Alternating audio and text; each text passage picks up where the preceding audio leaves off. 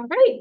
Hi, good evening, everyone. I would like to call the Town of Rochester Town Board February workshop meeting to order. Hi, good evening, everyone. I would like to call the Town of Rochester Town Board February workshop meeting to order. Hi, good evening, everyone. I would like to call. Thank you. Love starting by listening to the sound of my own voice. It's February 26th, 2026. If you could all join me in the pledge to the flag. I pledge allegiance to the flag of the United States of America, and to the republic for which it stands, one nation, under God, indivisible, with liberty and justice for all. Roll call. Councilwoman Alba, present. Councilman Holden. Here. Councilman Sneezus is absent. Councilman Nguyen. Here. Supervisor. I am here. So our first item on our agenda is acceptance of the agenda. I have quite a few amendments because a lot of the resolutions, after speaking with our attorney, I think we're going to table some of the resolutions. So I was going to make a motion with amendments. Were there any other amendments that the board wanted to make? Ambulance. Oh, sure.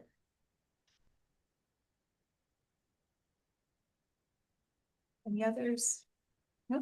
Okay, so I'll make a motion that the town board accepts the agenda as prepared by the town supervisor with the following amendments. That we will add a discussion item on the ambulance contracts. We will add a discussion and possible resolution on the copy lease agreement for the court. And then we will be tabling in the resolution section. Item F and item I and item L. Do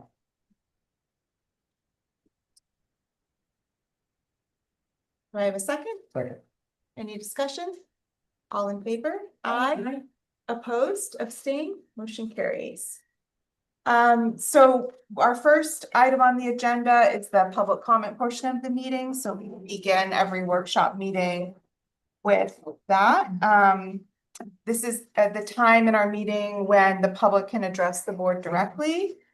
We ask that person speaking to the board address your remarks to the board and that the audience members not engage in a form of debate. So I typically reinforce this if the people start talking to each other. So I will interject if there's a discussion happening amongst the audience. So we're here as a board to listen to the public. We also do not respond to questions during the public comment portion. So if you are here to ask us questions, we will not respond to you during this agenda item, but we do reserve the next agenda item for board member time, which oftentimes if there are questions posed to the board, we do answer them. So I encourage anyone that is here to address the board to stick around for the next agenda item at least, just in case board members decide they would like to address your comments. So with that, is there anyone here who would like to address the board? And if you would like, you may state your name clearly for the record. I'm glad you said that because that's important. My name is Barbara Cornell and I've lived in Anchorage now for 38 years. And in my statement, I'm going to be referring to Steve and my husband who is involved in planning and zoning committee. I mean, on the committee, they were boards for like 30 years and actually had a big part in writing the 2009 code. So I just want to say that first. So all of you received my letter through email, which I've learned how to do. So I feel it's important that I read this letter to put it into the record and also for anybody in the public who may be watching on Zoom. I have to realize that now. And not only that, to get facts on the record instead of this time is known for gossip and hearsay, and now all of a sudden you got a problem. So that is my main reason for wanting to read this. Dear Downtown Board members, after reading the recent article in the Bluestone Press concerning the closing of the Acorn School, we watched the town board meeting.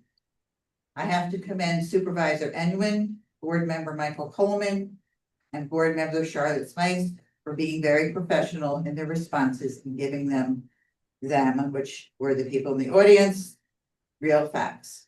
After doing some research, we discovered the Acorn Waldorf School is located at 2911 Lucas Turnpike in the town of Rochester. Tax map ID number 77.1-2-42.310, and it is in an R2 zone. The property is owned by Rose and Joseph Esposito Trust, P.O. Box 40, Accord, New York. And the property lists a 2-bedroom ranch built in 2000. The improvements show 4 cabin bungalows of 700 square feet each, and in 2021 and 23. The 4 structures are not listed as yurts.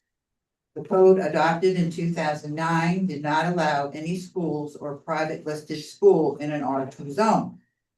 But the current revised 2009 code passed in 2024, or it was 25, now does allow for a school or a private listed school only with a special use permit, a site plan approval through the planning board, and they need to pass New York State Building Code and our town code to get a CO for each yurt. If she has been operating for 15 years, just looking at the dates and the numbers, it is a good possibility that she never came into the town for a special use permit, which would have triggered the CO. The wonder is even how she was even operating when the new code passed. She is not the owner, so I question what is about the insurance and taxes. Steve says they are wasting their money getting a structural engineer when these both, the special use permit and the CO, need to be applied to the current situation, all based on New York State building and town code. I say finally do the right thing and apply for a special use permit and get your CO instead of making statements like, quote, "This is an enormous change in the relationship between the building office and this community. It sounds like a threat to me, and charging the new CO with overreach when he is only doing what he is supposed to do according to New York State building and town code. Well, in fact, as I see it, the owner of the school is responsible. She should have had all her ducks in a row to operate legally and safely, especially a school involving so many children. It was her responsibility. The comment, we urged the town board to reflect on the unintended consequences of CEO's decision, is so wrong when the town board has nothing to do with it. They are looking to put blame on the wrong person.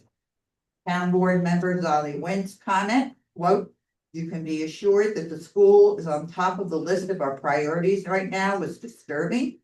As other town board members stated, the town board has nothing to do with it. The town board and the CEO are separate. As I warned Zolly before on another issue, my quote, "Be careful going down that slippery slope. We do not want to go back to the old days." In fact, this, as a former teacher, this would be a good teaching opportunity for the children to understand consequences for irresponsible behavior. Not blame the town or the CEO.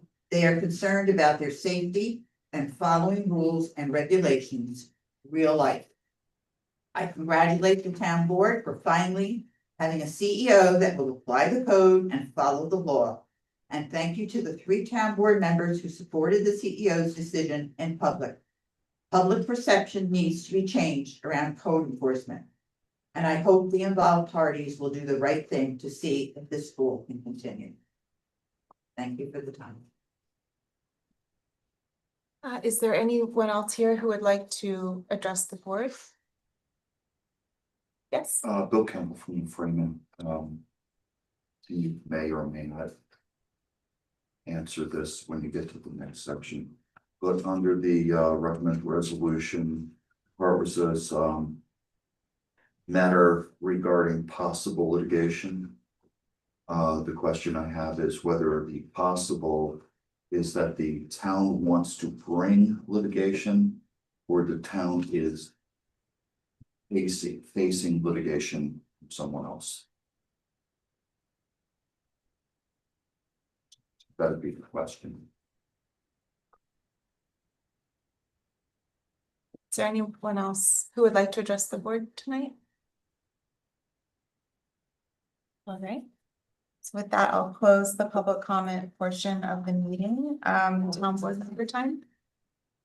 I have a couple of questions for the town, not to maybe talk about a solution today, but just to kind of get everybody's input.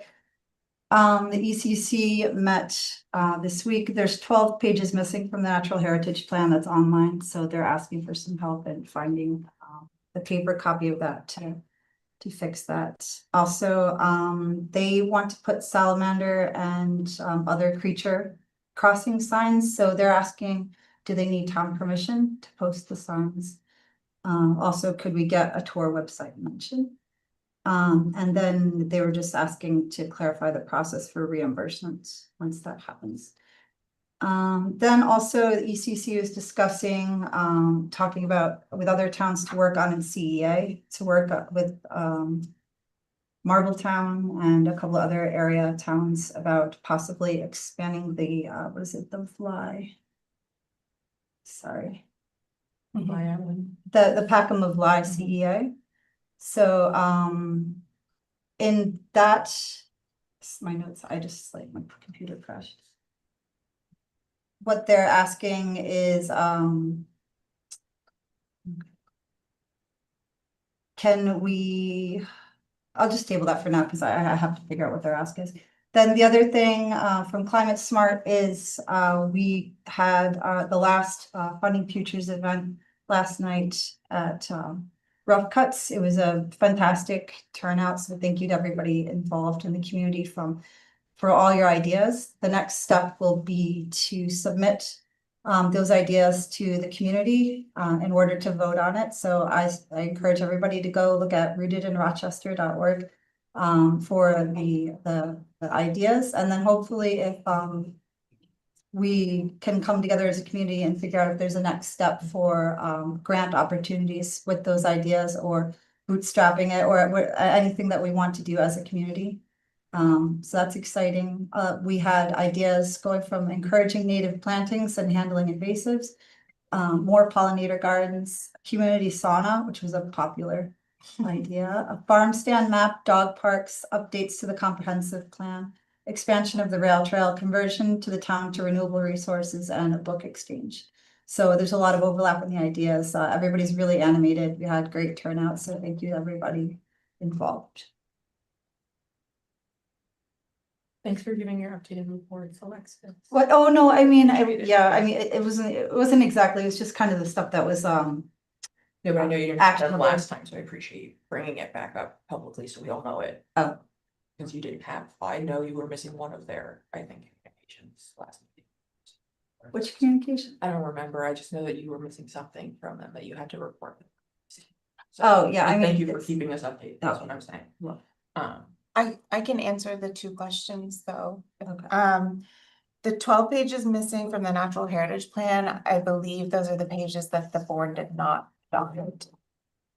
So I have the full version, that's right. Yeah. We have the full version on the record, so if they'd like to see it, but those pages are not included as an appendices to the comprehensive plan. And Jim did pick up copies of those 12 pages. Oh, Jim good. Oh, he did? Did. Okay. But I didn't make that connection, so maybe if you let him know that. Oh, yeah, that's what totally. the 12 pages are. And then signs do have to be approved by the town. So I think we should just get submission ideas for what they're thinking, and then we do have to approve those with the board and the highway superintendent, I think.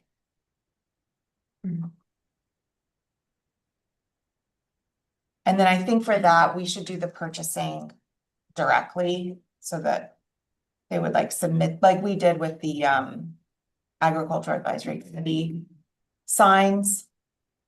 Okay.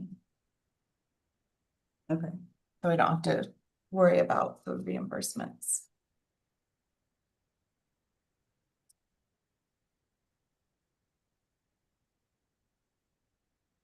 Did you have anything else? I have one thing I wanted to say. Go ahead. So I would just like to read this email on behalf of the housing committee that I'm not sure if just myself or other, or if Aaron also was on. But and also announce in person that we were successfully awarded $167,000 by the state to do a housing townwide housing comprehensive plan, or townwide plan, sorry, I didn't say comprehensive. For consultations, we can have them do zoning chapter reviews for us with suggestions and things like that, so very excited. And on to the letter now. On behalf of the town advisory committee, we would like to extend our appreciation for the extra hard work, the staff into putting together the successful grant application that was awarded by the New York State Division of Community Housing and Renewal. A special shout out to Courtney and Alyssa from the Code Enforcement and Building Office, and Stacy from the Supervisor's Office for working under some extraordinary time pressures to help Aaron get the application submitted on time. The results speak for themselves. We look forward to working with the board on this exciting project in the coming months. So I just wanted to also just second all of those sentiments and the appreciations to our employees and staff that assisted Supervisor Nowen, appreciation from myself to Supervisor Nowen, and then I also just a very big appreciation to the housing committee.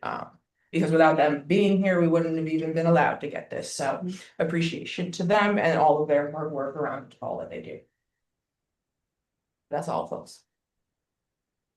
I have a press release that I put on the website Yes, oh yeah, say if everyone got the text, you know. that goes, basically covers that and everyone that was involved, including the Housing Advisory Committee and you. So very excited that we received that grant because it dovetails with everything that we've been wanting to do, so. You're here. Any other town board member? Yeah, I just found the other thing that I was looking for. They're Climate Smart and ECC are discussing amongst themselves and with each other about the possibility of merging forces. And they're kind of wondering how that would work because the governing rules of those two committees are a little bit different. And if we have numbers that are exceed what each group has, how would that work? We create a subcommittee for Climate Smart. That's how a lot of other neighboring towns have done it. So we're just wondering who can guide the logistics of that. Combining Climate Smart with ECC. So since the Climate Smart is formed through a resolution, we could amend the resolution to assign the Environmental Conservation Commission as the committee. It has a cap of 11 members, I think, and it's a local law, that one. So we don't have quite as much I have to see what the enabling legislation allows. But our options for increasing membership would have to be legislative for that, if we're allowed to expand it. I mean, there's gonna be some overlap. Yeah. Between the two groups, So I think that would probably be we can have the amendment on as soon as our next agenda item. I think we would then want to look at the membership and make sure that we can be inclusive. That's what I was asking them to have figured out soon, assuming that everybody wants to come over on the Smart and ECC. Yeah, that was what I asked them for. Okay, so I'll get that. So I can answer the question about the executive session. So I accidentally carried over another resolution, so the resolution tonight will be for discussing matters leading to the appointment of particular persons and matters regarding litigation. And that's going to be the between Town versus Bruck and Martin, Town versus Bruck, the certiorari. Yeah, the tax certiorari's for Storm Farms, and I'm sorry, I cannot pronounce the other one. It's Okay. it's a neighboring property. And Town versus Ridgeview. Thank you. You're welcome. Appreciate it. Uh-huh. Okay. Great. Are we all set then? Okay, so moving on, we have, do we have Lowell and Andrew here? Okay, perfect. So we have 2 interviews for the Zoning Board of Appeals vacancies. So as a reminder, we filled 1 out of 3 vacancies. So we have a full seat on the Zoning Board of Appeals and an alternate seat on the Zoning Board of Appeals. So I will just go in alphabetical order. Andrew? Sure. Okay, let's pull up a chair for you, yeah. Yeah. Oh, are you ready? Oh, Okay, yeah, I was at least testing. great. I was gonna get you a patty. All right. Hi, welcome. Thanks Thank for you having for me. coming and thank you for doing this. I know it's, you know, being interviewed by 5 people, but also in public while it's being streamed. So I appreciate that. We try to keep it pretty brief. Sure. So I ask a couple basic questions and then open it up to the board. So as I had put in my email to you, this is a board that's considered a public body. So those serving on the Zoning Board of Appeals are public officials. Under New York State law, public officials must be eligible electors in the municipality, and also must be citizens. And can't have a felony. So Okay, there. that's the legal requirements. Yeah. And then and you also don't have to disclose that like Oh. necessarily at the table if you don't want to. I'm just stating it, and Fair enough. so for follow-up, anyone can follow up with us, but that's the rules for appointment. So what I just ask if you to briefly introduce yourself and let us know what led you to apply to this role. Yeah, my name's Andrew Collins. I work in digital media. I've lived here since 2021, but my wife has lived here, was born and raised here. And I guess what drew me to this application, broadly speaking, I've had my ears up looking for ways to get involved in the community in a more official capacity. But ZBA specifically, I have noticed even in the years I've been coming here that it seems like this area has been changing. And while I don't think change is inherently bad or good, I think it's important that a community this size especially is deliberate about the way it changes and evolves. And I get the sense that the zoning is a good way to keep a close eye on that and just kind of help make sure that when things are changed, they do so intentionally and fairly, I guess. That makes sense. Great. So the Zoning Board of Appeals is an appellate body, so it's more like a judicial body that hears appeals to code enforcement officer decisions. So those are referred to as interpretations, and then also requests for variances. So an applicant might get a decision from the code enforcement officer that says, well, the only way you could build a house in this location is if you receive a variance from the setbacks. And then those, I guess you could call it cases, it's not really, those applicants come before the Zoning Board of Appeals and make a case for having the code varied on their behalf.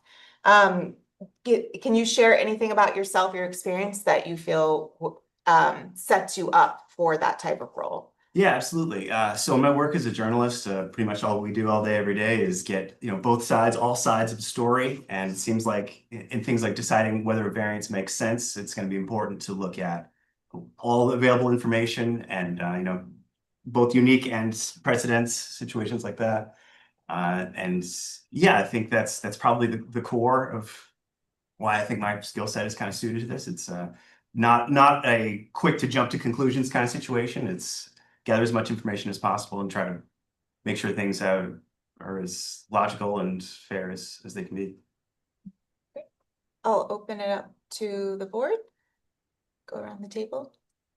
Hi, thank you for being here, first of all, taking the time and doing it publicly, for an interview. My question's pretty simple. Are you an eligible elector of the town? Yep. Wonderful. How familiar are you with the town's zoning laws and comprehensive plan? Yeah, not very. So that would be my first quest, I guess, would be getting up to speed on specifics and what's required and yeah, things like that.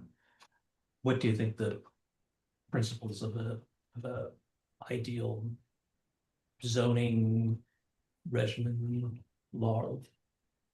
legal zoning regimen would be? I guess the ideal situation would be one in which both homeowners and the town populace in general are satisfied. So whatever can be done to try to achieve that goal would be the way to go, I guess. Have you followed any of the publicly available information on the boards and their decisions? It seems like kind of the biggest thing on the horizon is Verizon's plan to build some sort of cell phone tower. So that seems like that's going to be the first significant thing to tackle with this. As far as other smaller things, I haven't followed. I'm not sure if there are any other specific examples on my mind. Okay, yeah, like a lot of the public meetings are available online, be a good resource to check out.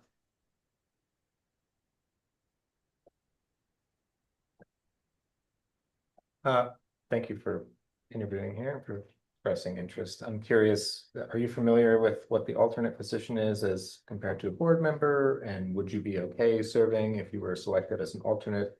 Do you understand what that would entail? Yeah, my understanding that alternate would come in the situation where you need a certain number of people to vote, but someone has to be absent for whatever reason, or has to abstain because potentially there's like personal conflict. And so the alternate would then step in such a situation. Is that accurate? So, yeah, and I think the bigger issue is that you have to attend the meetings, participate in the meetings, or be available to step in. So you're attending meetings, but you're not necessarily voting on things. So I see. There's a commitment, and you're not necessarily functioning as a full board member unless you're seated. I see. For a Yeah. particular reason. So I guess short answer, yes. Yeah. it's a good way for people to kind of get an understanding of the boards and see how they operate. So Fun fact, I started my tenure as a public servant as the alternate on the zoning board of appeals, so, it's a path. you could. I'm going to be town supervisor one day. You're on the right path. I do have a follow-up question in line, with Michael's, for about the alternate is if there are any other boards, that we may be interested to ask you to serve on instead of as the ZBA alternate or it's on the ZBA, would you be open to that? Yeah. If we had another one that we would possibly want to appoint you to? Yeah, I asked all of our we have applicants that. openings on agricultural committee, climate smart, environmental commission. Those are Senior just youth mine. and recreation. Yeah, there's a ton of Could use some there. service opportunities. And a new committee that we're forming. So. We got options. Yeah, I'll keep my eye on the vacancy list for sure. The meetings are the third Thursday of every month at 6:30. They're usually an hour, or they could be more if there's multiple applications, but as opposed to planning board meetings, those can run 4 to 5 hours. And that's like twice a month. The zoning board of appeals is typically only meeting once a month. And sometimes they don't meet if they don't have an application. So it's not quite the time commitment as other public boards. Are you able to attend those meetings? Yes. And the other thing I had is, do you have any questions for us? Yeah, I guess, I won't like take too much time, but is the board in such a situation where you're looking to kind of keep the status quo of what's happening going, or are you trying to change it significantly? I'll answer. Outside of what's in our zoning code, I personally don't have an opinion on the direction other than what's in our comprehensive heritage and zoning and code. For that, I think that we just did a revision and made that clear. I think there's things like housing and other things that were missed in that revision that we could go back and do a rewrite on, but I think I think we have a very balanced town of conservation, housing, business, agriculture, of many different types, so that's me personally, but anyone else if they'd like. Yeah, I mean, so there's a distinction between there's different boards, there's the town board, there's the planning board, there's the zoning board of appeals. I think philosophically, for me, it's probably a lot of board members feel there's a clear distinction between how those boards operate, how the town board operates. And for me, especially, there shouldn't be any involvement. They are an independent board, they make independent decisions. The priority when we think about candidates is who is going to be a good fit for that board, who is going to be open-minded, willing to deliberate, and kind of have intelligent conversations about the applicants and the projects that are coming forth. I think we're really fortunate on the planning board and on the zoning board of appeals that we have a lot of really committed, intelligent people with a ton of expertise. And so it's really important to have someone that's going to fit within that group, be able to debate things respectfully, bring up new ideas, and ultimately work deliberatively to come up with a decision. Appreciate good context. And to act in good faith and ethically. Yeah. Yeah, I think knowing one thing that can be challenging as a public servant is knowing the boundaries of your role. So when the way that we are the legislative body, so the way that we have involvement with those boards is through passing law and policy. But in terms of, like, if we saw something happening that we felt was not right, we have the same recourse that the public does in those cases. So we would have to file the legal proceedings for that in the same way that any member of the public would. So the way that we interact is through our legislative process. And I think number one is, integrity, dedication, openness to learning, because it's a lot. There's a lot of words. Yeah. Seems like one of the greatest challenges of this role will be kind of splitting the personal and professional. I mean, it's a small community, it's a small town. I mean, you could be in line getting gas or whatever, and then somebody who wants their variance approved could be behind you. Like, so is that something you guys have to deal with in your roles at all? Is that? One of the suits that's suing us plows my driveway. No. Right. Well, my mother-in-law's driveway next door, not mine, but yeah, still family's driveway. And also, I think that brought up a good thing that I should say, that you are required to take an oath of office, and you also receive our ethics policy, which all public officials fall under New York State ethics law and our town ethics law. So that gives some guidance. And then zoning board of appeals members have an extra layer, just like everyone else. We are elected officials, so we our role is to engage with the public. Zoning board of appeals members should not engage with applicants outside of meetings. So that is a really challenging part of that role. So. Seems like, yeah, that's the best way to get around that would be just leaning hard on precedent and having a very stable footing on any ruling you make. Yeah. Well, I won't take any more time. Noble wants to go, and yeah. If you have any other questions, yeah. Great, thank you. All right. Thanks, Thanks, to guys. you too. All right. Well, All right, Andrew, thanks for the chair. yeah. Hi, welcome. Thank you. See you guys. My name is Lowell Deutschlander. So I know the first question you'll ask is tell me about myself, tell you guys about myself. So grew up in New Paltz. I've lived in Accord for 5 years now. And I work in the field of architecture. I'm not a licensed architect, but I work as a draftsman. I've also done construction, and I've also do work as a developer building new homes.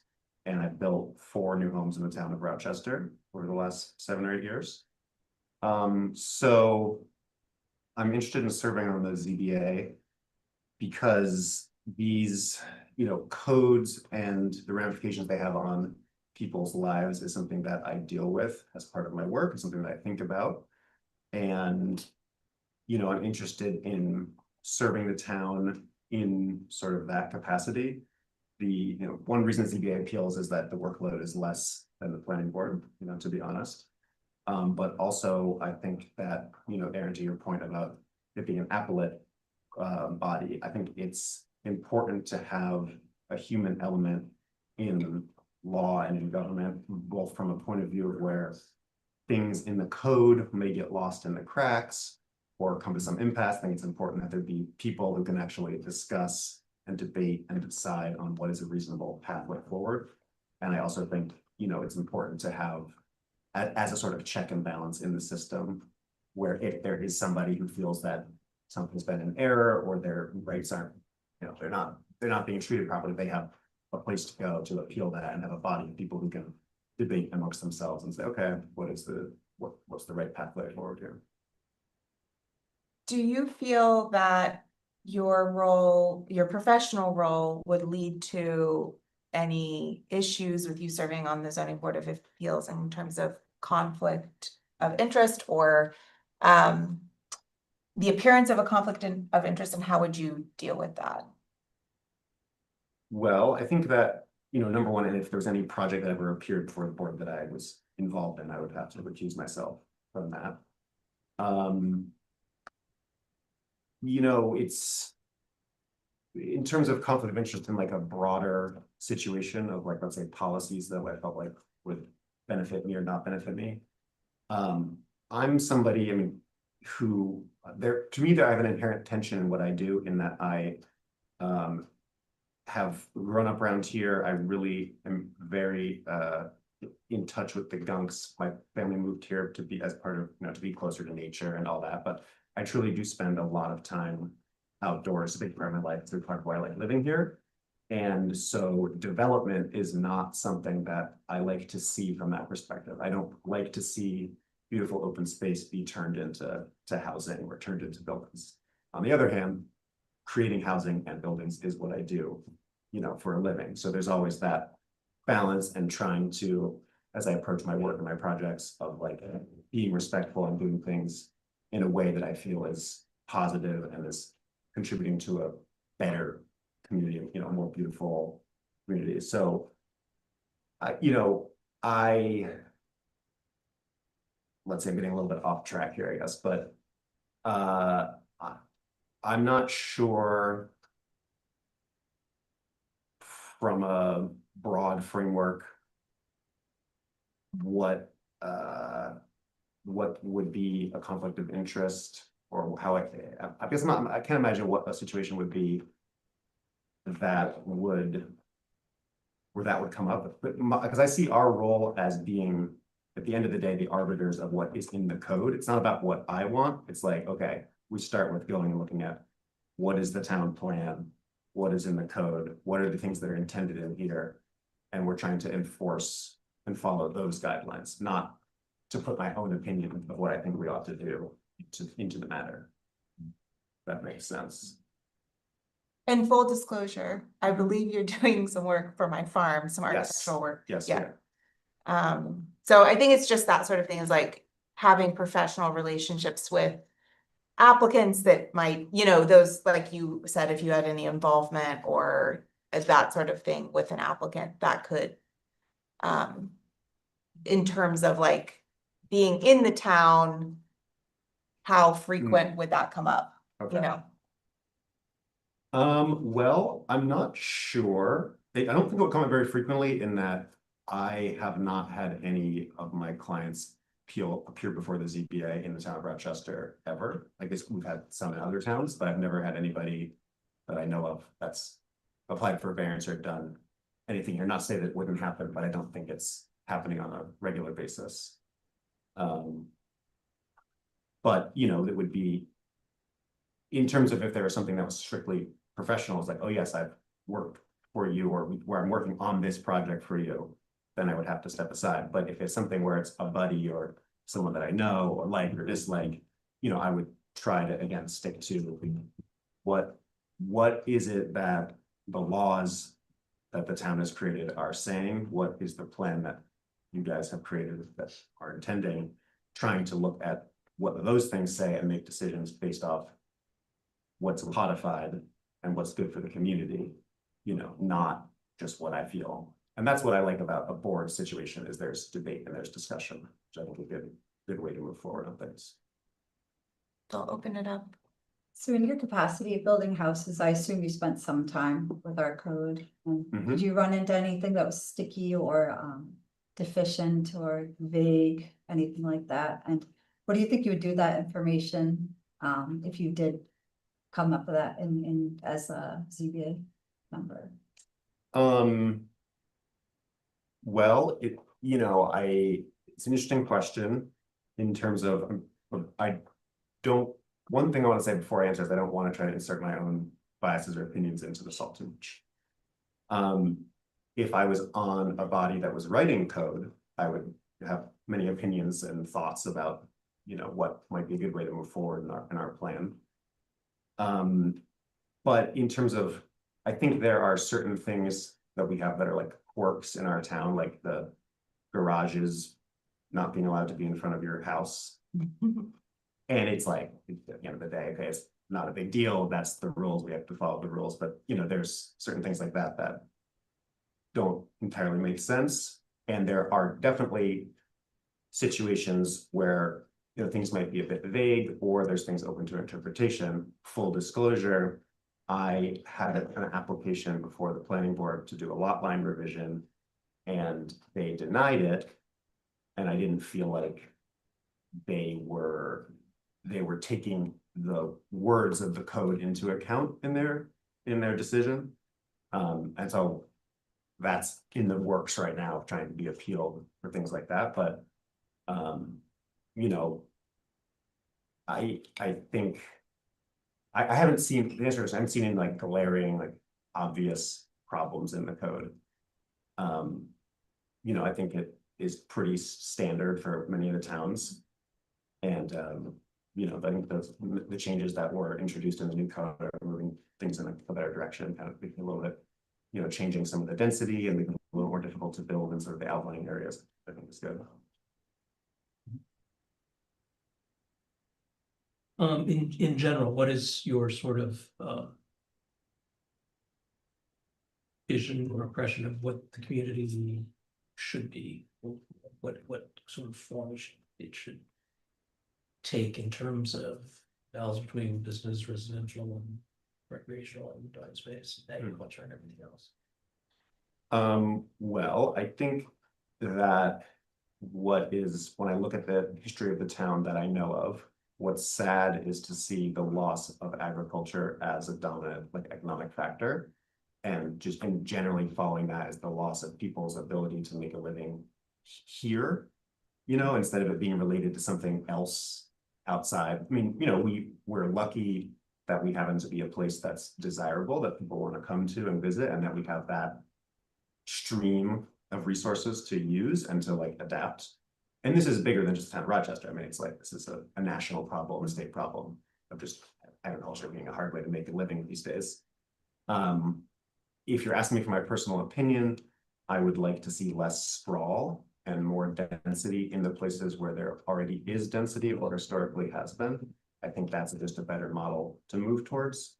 I think, you know, I think there's just a lot of positive feedback loops when we start to, instead of stringing things out along a highway, grouping them together into a town or a hamlet, and then, you know, there becomes less need for transportation, there becomes more businesses support each other, you go to this business, you go to that business. I think there's a, you know, positive feedback loop. And I've been happy to see you know, since I was a child coming over here versus now that we're trying to have some more things in the town, businesses, you know, the market, different stuff that's like, we're not having to always drive somewhere else to get things. You know, it's like, oh yeah, it's okay, I can just go here. And do it.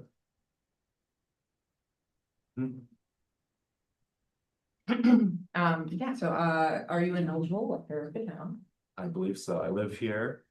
I'm a citizen. I'm not a felon. Are you registered to vote here? Yes, yes. All right, you passed. Yeah. Until someone else tells me otherwise then. Also thank you for being here. And then I just had a question about, just as far as your work and background for the housing that you have built in town. I think it's a 3 in your, letter to us, right? 3 houses, 4? Okay. Maybe something around- Whatever. Whatever number of homes you built in the town of Rochester, do you know what price point they were at for value or? like- Well, I would say that they're at, you know, the upper side of the market, not like the highest point, but in terms of like, you know, the upper 2/3 of the market. I would say in that, when I started building homes, I wanted to build affordable homes, but it is economically very difficult to do so. And that's a, you know, that's a factor of life. It's like construction is extremely expensive. And it's I think it's impossible to create affordable housing without government assistance or subsidies. It just isn't economically viable, unfortunately. Well, you know, there needs to be either direct assistance or, you know, incentives for people to do so. It's just, you can't make it work. You can't make money off of a house if it's not a sort of a higher end product.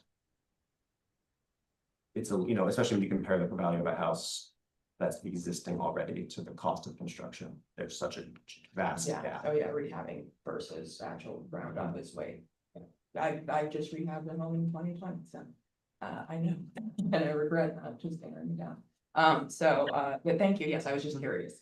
As a builder, we don't often get to talk to developers or to able to find out what they've been built, like exactly what types of things they're building in the area, at least from our seats here. So thank you. Yep. Thank you for your interest and for applying. I'm curious about the alternate versus full seat question as well. But I also, as Erin alluded to, you know, one of the functions of the ZBA is varying the code. Mm-hmm. Most often area variances, but also use variances potentially, although they're not as common. I'm curious where you fall philosophically in terms of viewing the code as kind of the governing document that needs to be adhered to versus the role of the ZBA in listening to applicants and looking for ways in which to vary it. Where do you kind of fall in philosophically in terms of how you would look at applicants that are coming to say the code doesn't work for me? Well, you know, it's a good question. What would be the guiding principle is like, what is the town plan? What is the intention? What is the comprehensive plan saying? Where's the direction that you guys as our governing body are saying we should be going in, and trying to use that as, you know, a guiding star for like how we make decisions. Like I did not understand the purpose of the ZBA to be writing policy, but to be, you know, like to be having discussions about how we interpret or how we, you know, offer people relief when inevitably situations arise that may be unfair to an individual or make life impractical or present, you know, it's like balancing the kind of like people's personal freedom against what is best for the community and what the intention of the laws in the community are. So for example, let's say like an area variance where somebody's trying to put, you know, a garage right next to the property line, there's definitely situations where it's like, well, there's very good physical reasons of your site why it's, you know, either impossible to put it here or it's, you know, going to double your cost to put it here versus here. You know, those are kind of things to try to make sure that we're not causing undue hardships to people, while also kind of like keeping things steered on the path that was been laid out. In terms of, varying the code of use variances, again, I'd like to. It's interesting to have a discussion with a body of hopefully reasonable people about what the impacts of something are or not, whatever we're considering. Whether it's something major that could be, affect a lot of people in the town or something very minor, sort of being able to have that discussion about, is this detrimental to the community? Is it detrimental to the people who live nearby?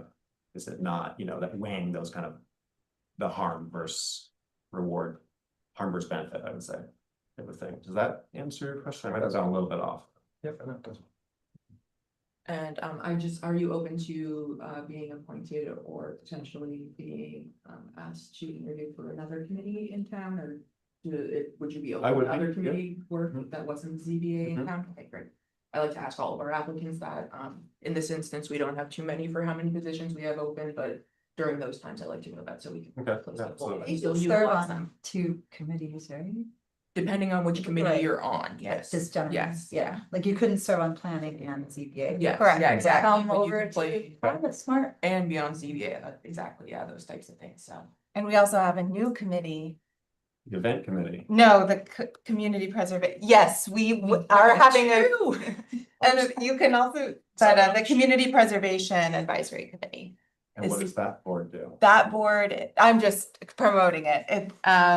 We have the fund, the community preservation fund that's funded by the real estate transfer tax, Mhm. went into effect Oh, on February 1st. That committee will be the committee bringing acquisition opportunities to the town board in an advisory capacity.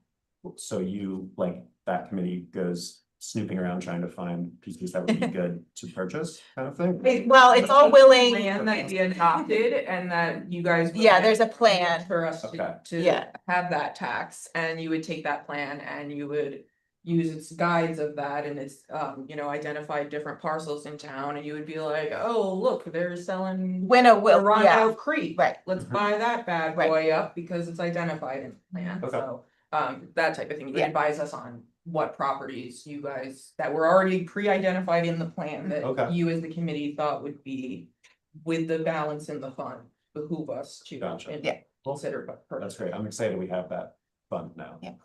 Yes, and it's also a discussion item, but do you have any questions for us? I don't have any questions. I don't think. I guess I have a comment, Okay, which I could have said before, during the public comment period, but I'll say it now. Just I think that it would be, after my own recent experience going through the ZBA and the planning board process, I think, there's some things that are unclear as a person coming to be an applicant, like how the process actually works and how it's supposed to work. I think we could have a bit more information about that available, of like how these different entities relate to each other and what's like the proper process for things to go through. And it feels like, yeah, so that would be that. Mhm. After my most recent experience would be good to. Yeah. to have more of that out there. very open to that input. Okay, anything else? All right, well, thank Cool. you. Thank you very Good much. to meet you. Well. Thanks. Very evening. Also, full disclosure, guys, I just realized the previous applicant, I used to live in this house and my father used to rent it, so just fair disclosure for everyone. In case you're worried about those inner town. relationships. Okay, great. So moving on. I had this plan to try to figure out how to screen share documents with you guys. Would you like me to do that? Would that be helpful? Yeah. To the board? So I'm gonna.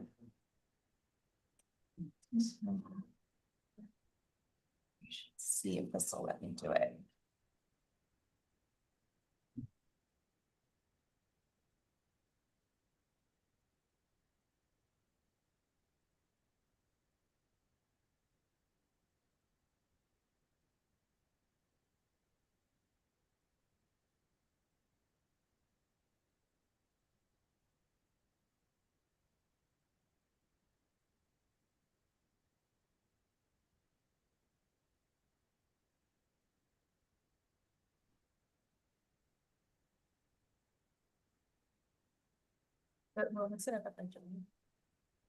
Shouldn't.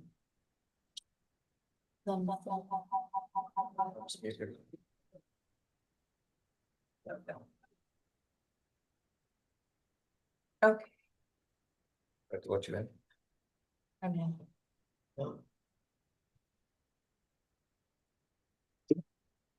I was messing around. There's like a way to have documents in the meeting, but. Okay. It's better. if I-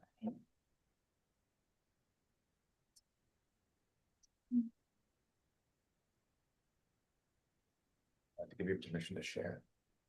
I tried to take it, but it thinks I'm. Thanks for you. Yeah, it thinks I'm. Uh-huh.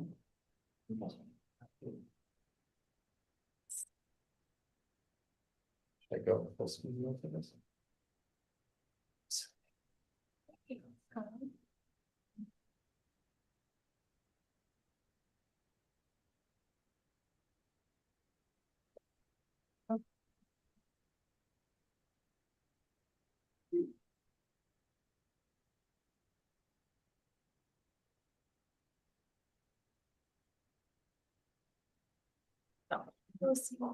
Okay. So the first item we have is the procurement policy. Would like to discuss the changes that I would like to make to our procurement policy with the board tonight. And also get your input on some very specific. We do know that here. Also get some feedback from the board on a couple of specific questions I have. So Is this the professional service procurement or not?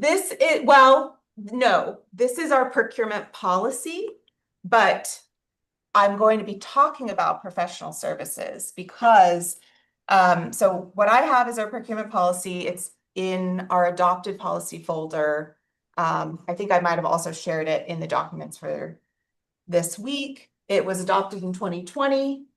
Under New York state law, towns are required to go through a competitive bid process for purchases in a single year from a vendor that are over $20,000, or if it's a public works project, $35,000. That's New York state law. We are also required to have our own procurement policy for anything that falls under that threshold to ensure that the town is keeping with some type of competitive bid selection process. So the thresholds that are in that policy are up to us, right? But part of the idea of competition in a procurement process is that we protect taxpayers by getting multiple quotes and making sure that we're getting the best price, best value for what we're spending our money on. Under New York state law, use of professional services, so if it's categorized as a professional service, it's exempt from New York state law. So you do not have to do a competitive bid process. However, we are not required, though we are encouraged to have a policy that covers use of professionals. One thing that's come up in my review of our policy and whether or not the policy is being followed, which I am tasked with in this policy, is I don't think it's clear to me, to other purchasers, what a professional service is versus something else. So for example, hiring someone to consult on a project, or an attorney or engineer, very clearly professional service. An electrician, what are they? So the install of the playground equipment. Anything that involves labor, equipment, or a physical alteration to anything is not covered under that professional service idea. So that is not something that seems clear to me, and I feel like our policy should clarify the difference between a professional service and someone who's providing professional construction services or something like that. So that's the What do first you mean thing. by professional construction services? It's like, Licensed- construction services Licensed builder. as opposed, construction services as opposed to professional services. Somebody gets his hands dirty versus somebody who. I was gonna say, yeah. Yep, Architect and the builder. exactly. Yep. So, Is there anything in the current policy, for example, hiring an electrician? Is there anything in the limits that? And the current approval limits now that prevents you from acting in an emergency situation? Or no, emergency situations are exempt. So that we are covered. So Let me, where have you been hampered, I guess, in your, With the playground. the installation of the playground? I don't know if it's hampered, it's just unclear. Yeah, it's just I unclear think, boundaries, like, cause to me, that would have been, the actual playground company would have been a professional service. Because we need to have it vetted, we need to have it inspected, it needs to be a certain safety standard. They're not the ones who install it, that was a separate invoice, so to me, that would have been professional services, but the whole But are project, they providing the equipment? they provide the pieces. yeah. And So one of the puts things, together and installs it, so like that is like an unclear, like that one's a gray area. Well, that's a purchase, so I think Yeah, because because it's if a you're buying purchase, it's hardware- not a professional service. It's like if you're buying a truck. If they had to, if it was one company that had two subsidiaries, one that does the design and safety and licensing, and then another division that actually sells you the hardware. Then That's half what of it it, was. We then had someone who sold us the hardware and then someone who is Then installing the it. one who designs it for you would be a professional service, but the one who actually sells you the hardware would be a purchase. so if I could just, so one thing, where have we run into trouble? I would not say that that has happened, though I have caught some things recently that I think maybe would have moved forward potentially in the past if I hadn't been like obsessing about this. So the other thing is that as our like litigation list shows, procurement is a place that the town has risk for our decision making. So I want to make sure that our policy makes it clear to the town supervisor, to purchasing officers, to the town board, exactly what we should do and what kind of time frame we're looking at. Because that's what happens, especially when we get under time pressure, we don't necessarily make the right decision. So I think making it more reflective of what the process should be, I think would be helpful. That's my recommendation. So I think number one, Mary Lou got a bunch of resources from the Association of Towns that got uploaded into our document section today because we just got that. So I wanted to take a look at that and come up with that clarification as to like what is and is not professional service. So it's in this policy, we have that included. So that was the number one thing.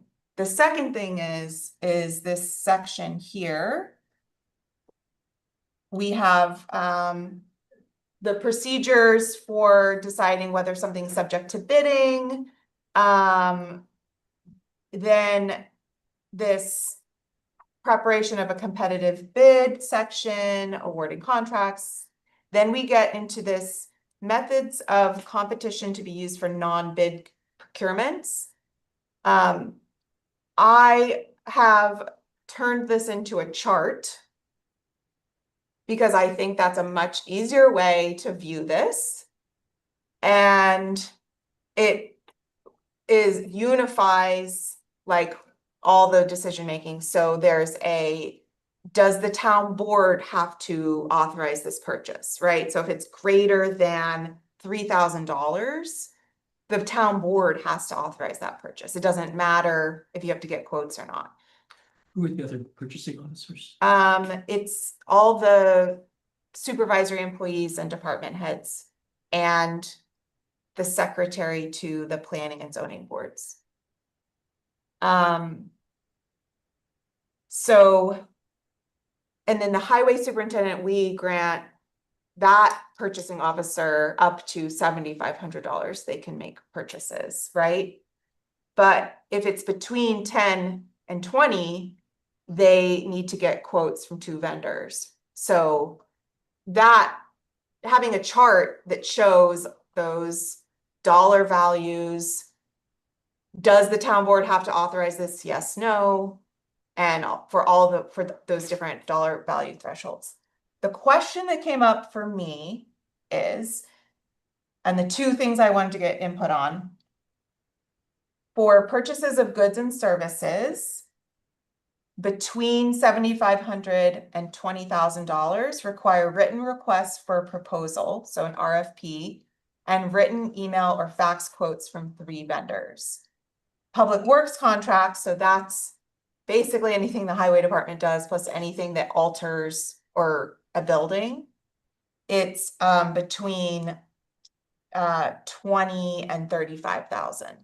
A lot falls in that threshold, right? So the question is, does the town board want to be the ones that releases the RFP, or are we okay with the purchasing officer being the one to issue the RFP, and then they have to submit the RFP plus the responses to the board in order for us to authorize that purchase? Do you see that? You're saying for the public works, 35 to 20? I'm saying between 20 and 35 in public works and between 7,500 and 20,000 in goods and services. An RFP, a written RFP has to go out, and then you have to get written quotes, 3 of them, in order to make a purchasing decision. You're saying, should the board be Should weigh the- in on that? The board should absolutely weigh in on it. Should the board be the issuer of the RFP, or are we okay with putting that to the procurement officers? So I think the procurement officers, if the procurement officer is not you, but I would say the procurement officer plus you. So that there's some sort of oversight over your direct reports or the department heads who are doing that purchasing.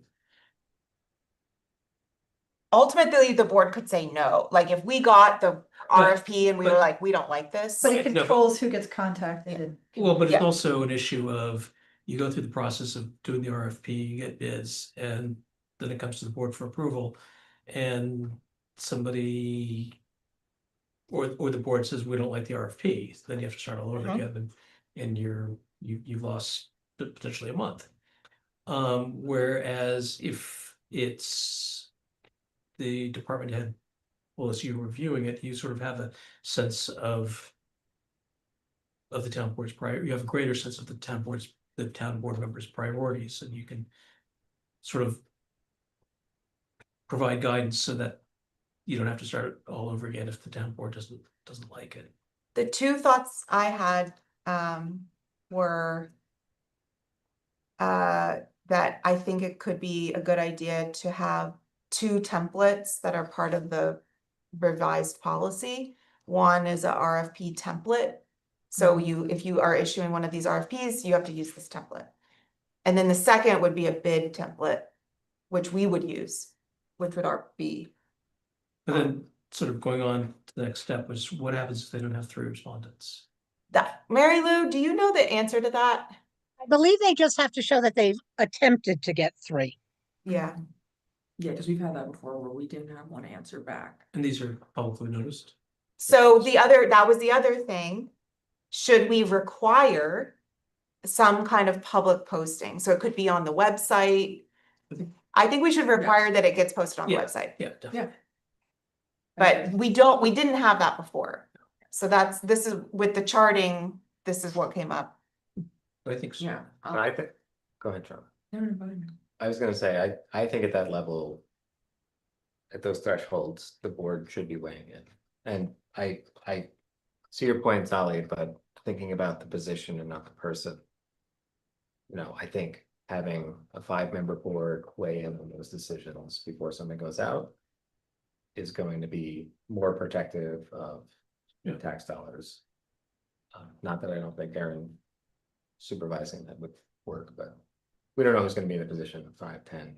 So if it's the policy being adopted moving forward, I think for those levels, it would be helpful to have the board look at those things. And for the other reasons you're mentioning, you don't want it to get to a point and then the board's like, this is, people have put work into it and then the board rejects it, so.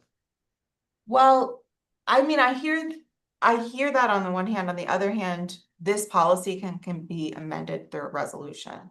So it's not a local law. So I don't think it's supposed to be reviewed every year. I don't think this policy is probably gonna be completely different in 10 years. When's the last time we reviewed this? Well, we've reviewed it like 3 or 4 times since 2020, but we never adopted the amendments. When's the last time it was changed, 2020? Yeah, this is the same version. I will say, I am not opposed to staff that is already authorized to make purchases for us. Do the prep work of these things to not have that happen on the supervisor's office. If there's specific specifications for something that they want to purchase to look for. There's supposed to be, anyone who's on the list of approved purchases are supposed to get the supervisor's.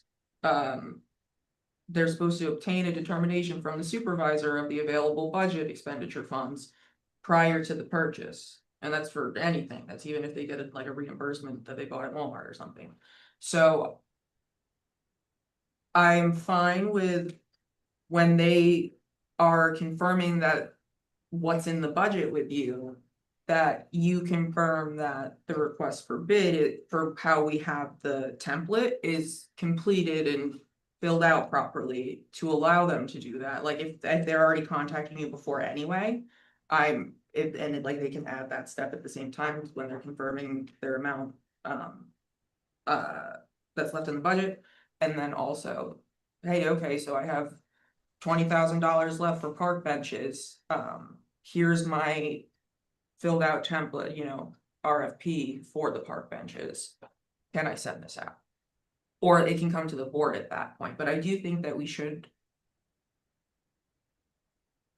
at least read them. Push the work Yeah. down to the operating level in terms of.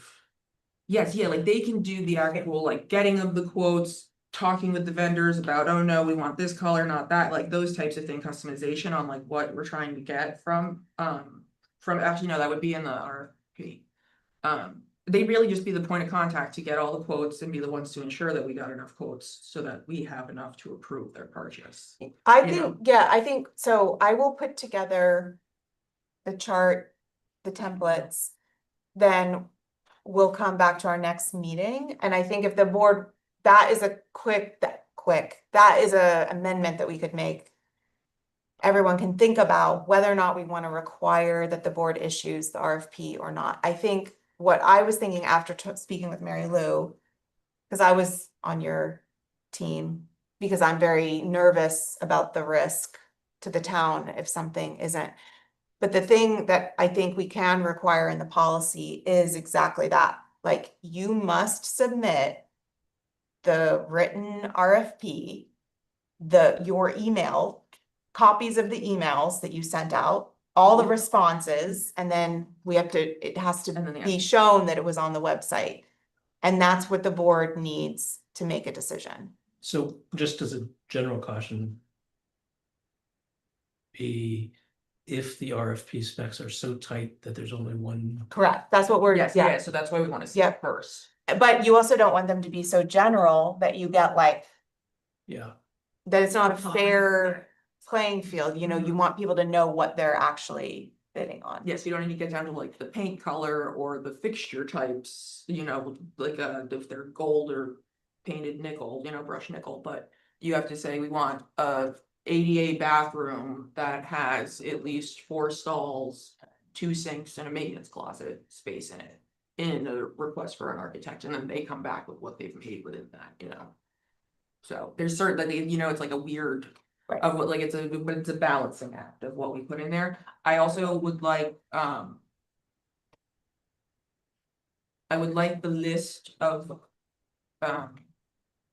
the individuals responsible for purchasing, that needs to be edited.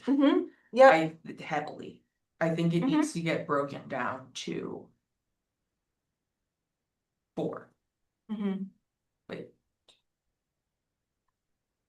4. I think it should only be elected officials. It allows them to delegate to their staff that's under them to do this, in at least how it's written now. So I don't think that we should have all of that, where like Yeah. in future makeups, they could be like, oh, well, my name's on the list, so I can make the purchases for the highway, and even though the superintendent doesn't want me to do it, you know, that. in type of thing. practice, So, that's how it happens. So, yeah, yeah, so I just, I think, so we're not held tight, like we don't even have a purchasing office. right, yeah, Um, it's definitely a little outdated. yeah, like little things like that, or like a buildings and ground supervisor. We don't like have that. one. Yeah, we don't have that, but like that department would be under you, so you could delegate someone in that position, you know what I mean? Like if we leave the positions that are always have needed to be had in town elected as the ones to determine and delegate that, I think that's a better. Yeah. Than this, yes. Yeah. List. Okay, I think we have some good direction. And then at the end there's a bunch that's exempt. So we have, the professional services section is at the end. And then there's the backup material also that Mary Lou acquired for us that's in there. I read through it. It backed up everything that I thought, so I felt good about making these amendments. Any other thoughts? Oh, the other thing, I guess, is if you guys think these thresholds should change. That was there had been a proposed amendment to this on the table for a few years. Up or down? Up. And we never passed it. So Do you think they're appropriate? In your operating experience? I do. I mean, I think it's very appropriate. What was the proposal? I think it bumped up the 3 to 5 and that. So sorry, I can do this. So this was bumping up to 5,000. This was bumping up to 10. Then that was 10. And that was 10. And then I can't remember. I could pull it up. I mean, if you think these limits are appropriate, there's. I think they're appropriate. I think Do they're you think appropriate. they're No, appropriate? I was thinking you would know best because you're the budget officer if you've come into any. I mean, I feel like purchases, in my experience, well, first of all, we have a good system, like everything basically goes through me, so everyone is communicating right now, which is good.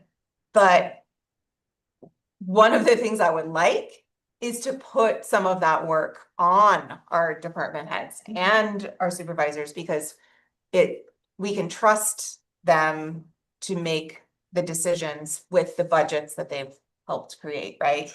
So I want a policy that's solid enough that all the things that go into that decision-making are there. And so we're empowering people to do that work. And again, bring us their work product so that we can approve it. But I do think that we rarely are making purchases over $1,000. Yeah, that's good. So, Believe it. You're going for it. Yeah. yeah. Okay, great. Moving on to, okay. Court security camera policy. You sounded like you were about to say something. You did? Oh, I sorry. do, but Okay, I would like to intro this by saying that the board approved the new camera system at the court as part of the amended JCAP project. That was installed. So that all the equipment was installed. And because it touches on a sort of the shared space, right? So it's the court operations, which are under the justices and Office of Court Administration jurisdiction, but it's a town building. Right? So that is our responsibility. So Judge Laflamme had the idea that we should have a joint policy to cover the camera footage, how it's handled, who has access to it, all of that. She put a draft together for us, which I think has a lot of good elements. I wanted Mary Lou to review it, and I had some thoughts about it, about making it less specific. And Mary Lou mentioned that she would like to take some time with it. So I just wanted to preface with that. But I do think we should adopt something soon because it involves like access to the recorded footage. But there's still some open questions like the retention policy on the record and things like that. So I just wanted to preface the conversation with that. I did have some comments. One, if the servers are all in the courthouse and somebody sets the courthouse on fire, you lose the records, so there's no Right. offsite cloud backup. Two, I didn't like shared passwords for access because that makes it harder to keep logs of who's accessing what. And you should never have shared passwords. It's like Right. security 101. There needs to be greater clarity on freedom of information law requests and how that happens, because then town clerk has to have access. Yep. I'm not comfortable with a paid vendor having full administrative rights. Those are the main points that I saw.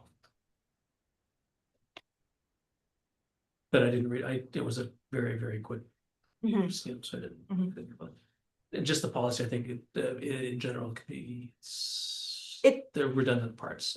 One of the things I thought is there's a policy and then you can have like an SOP or like here's our contact, and that's a separate document that is more like, this is the vendor that's handling this and this is who you call, and that to me doesn't need to be in a policy that we're adopting. So I thought that that's one thing we could do is kind of pull some of that.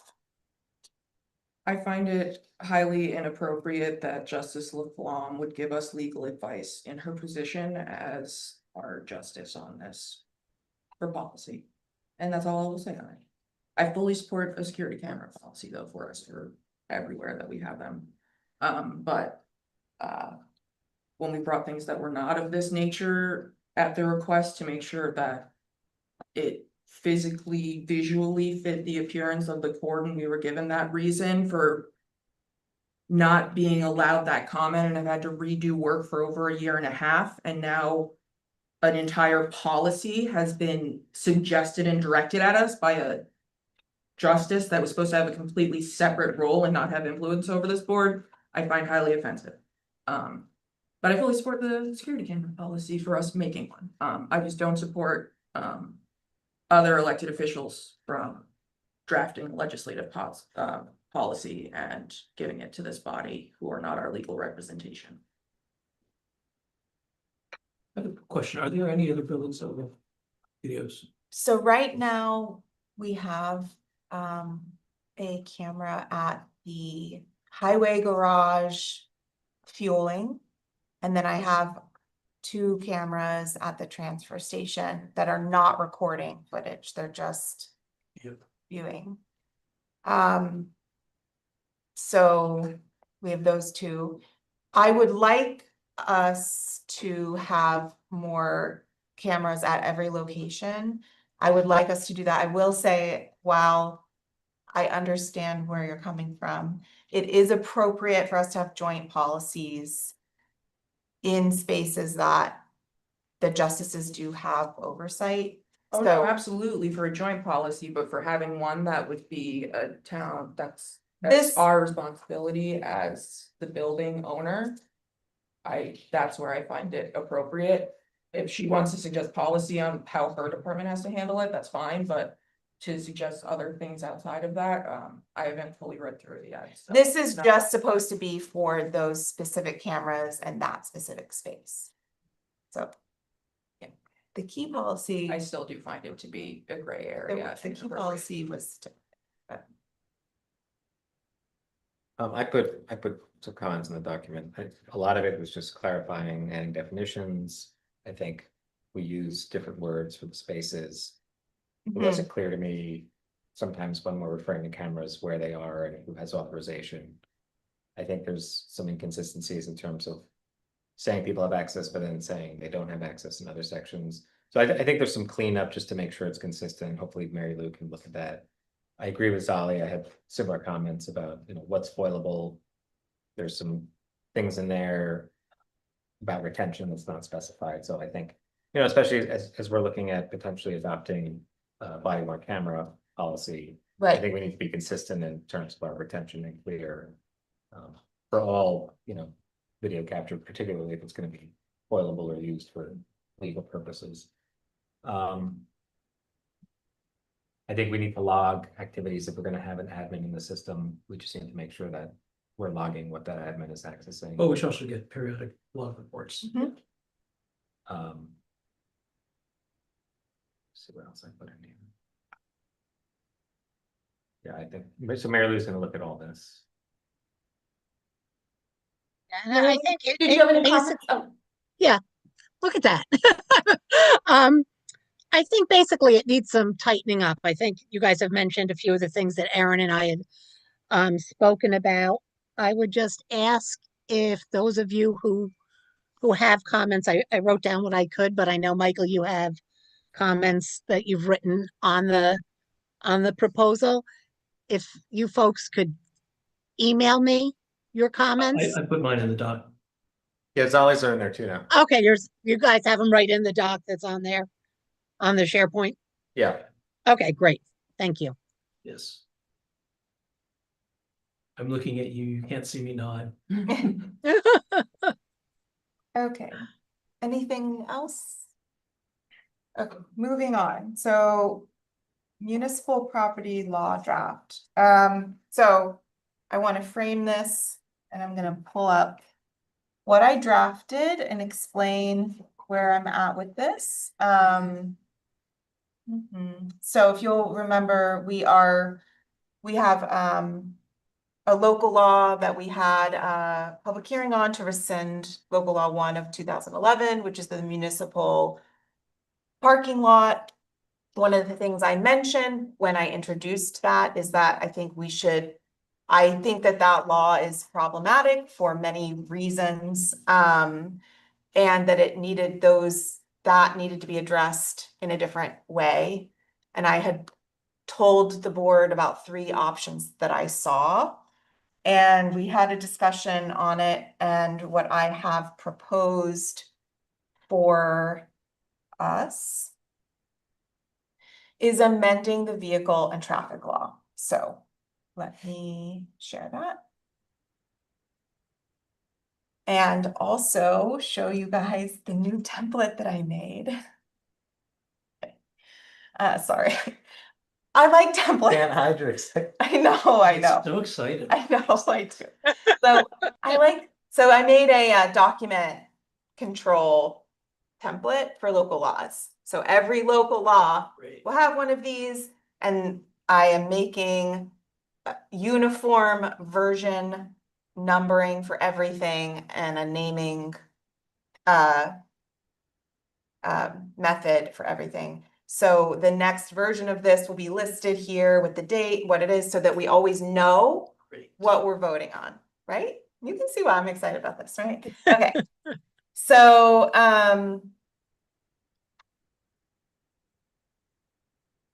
our vehicle and traffic law was amended as recently as 2023. What was added was a huge section that outlined how parking tickets should be made. Okay, so that is what I followed when I made our initial parking tickets, but there were some not contradictions, but discrepancies between that and Vehicle and Traffic Law 238, which is the state law that says what a parking violation should have on it, or a traffic violation should have on it. So that is what I followed when I made the revised tickets. So number one, To be clear, the only people issuing these traffic violations are constables. currently, we can assign, like, that's one of the questions I have for this draft, but there are others that we could assign, the parking, there's other parking enforcement officers or anyone that we give that authority to, so. That was one thing that I knew needed to be changed about the vehicle and traffic law. The other thing that I knew needed to be changed is that we had a contradiction in the fee schedule. So the board adopted this big amendment that outlined this fee schedule for parking violations, parking infractions in our vehicle and traffic law. But there's a clause at the end that says no violation of this chapter shall lead to a fine more than $50. So then when I made the tickets, I had to make sure it was clear that nothing was more than $50, except the municipal parking lot law, which had its own fine structure, but that's one of the reasons why I think it's problematic, because that law was not part of this law and not under this law and not under the ticketing of this law. So then I made a section for the municipal lot and put it in here because that's most municipalities that have that. It's in their vehicle and traffic law. Then the parking violation section applies to that, and it's just cleaner. So we're consolidating everything and repealing and replacing vehicle and traffic law. And potentially removing the existing municipal law and incorporating into that. Correct. So, so this is the new law. It has not been vetted by our attorney yet, so, but I put in basically everything that we discussed. So there's definitions in here now. So definitions of the municipal parking lot, commercial vehicles, and then the heavy commercial vehicles, because we discussed not allowing certain types of use of the lot. I put some comments on the SharePoint. One is, there's no prohibition against unlicensed vehicles. In this lot? I think so, being parked on municipal lot. But I put it in the SharePoint, so it's and I did some other language tweaks that makes it a little bit more, gives us a little more flexibility. Okay.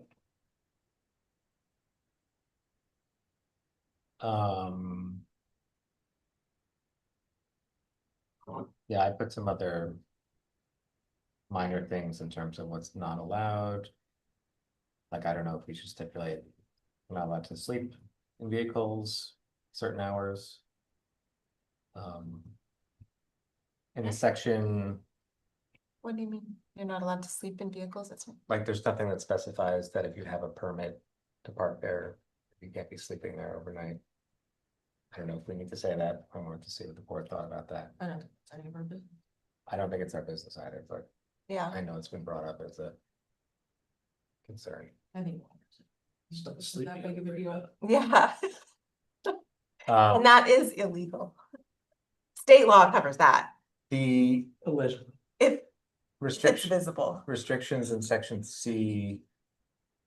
It said permits may be limited by location, duration, and or time of use. I wasn't sure if that was the clerk's office doing that, if they're the issuer, or if that's decided somewhere else. Right. Make Kate do it. Is it only for violation that a permit can be revoked, or do we want to have the town have an ability to I revoke think we should permits? be able to revoke it. Any permit that's granted Right, should be revocable at any time at the town board. yeah. I put that in my comment too. Yeah, Okay. yeah, and I think, you know, or if we want to revoke all permits and get rid of the process, we don't want to create a bind for ourselves. In the form and content for the parking tickets, we had some town board may approve a ticket. Is that a may or a shall? We want the town board to have to approve the tickets, This should be the form of the ticket. but a shall? I would say shall, yeah. Because what's, if it's a may, wait, Yeah, now they're having it, right. I think those are the main things that I saw, but it should be the form of the ticket, not the ticket. right? Well, if you make it shall, then they have to approve it every year, probably. They just have to, I mean, you've already approved it, so if you pass this and make it shall, you can just do a resolution. Again, approving the form of the ticket. Just add it on to the organizational agenda, Mary Lou. tack No, it on. no, you don't even need to do that. Every year. We It don't doesn't do say every that it year, has, so it just only if has it to- said it has to be reviewed yearly, which I don't think you need to do. Okay. The only other weird thing I saw was that it seems like parking isn't allowed on both sides of towpath, but we list the north side and the south side separately. And on the other roads, it says both sides. And it seems like it's north and south and they match one another, so we can just consolidate that.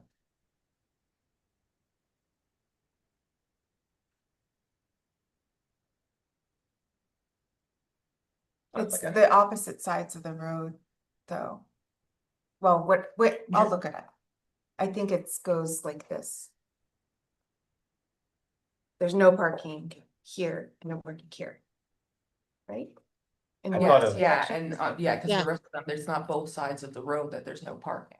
North opposite side of Petersfield Creek, It's not the direct, it's the south. opposite side of the lanes, not the direction of the lanes. Where the shoulders. But I think maybe you're right, that we did it on both sides. Yeah, I think it's no parking the whole. I think I was because wondering it if was it two was- different laws. I think it was because it was two different laws that we did that. Okay. Yeah, we can do that. Your comments, everything you listed are in your comments. I think so, yes. I'm pretty sure, Okay. major ones, yeah. And yours are too? Mhm. Okay. Did you have anything that you wanted to say, Mary Lou, on this, or did I cover? Now, I think you covered, Okay. so I'll just look at the comments and we'll go from there. So I think this is the cleanest, fastest way to make sure that we have some permitting and regulatory ability over the lots. I do think having a municipal property law might be a good idea, but I think that's a bigger law because it's gonna cover every single property that we own. So I think that's gonna need more deliberation than something like this, which I feel like I can have the version that we're gonna schedule a public hearing on ready by the 12th. So we can schedule the public hearing for that night. Okay.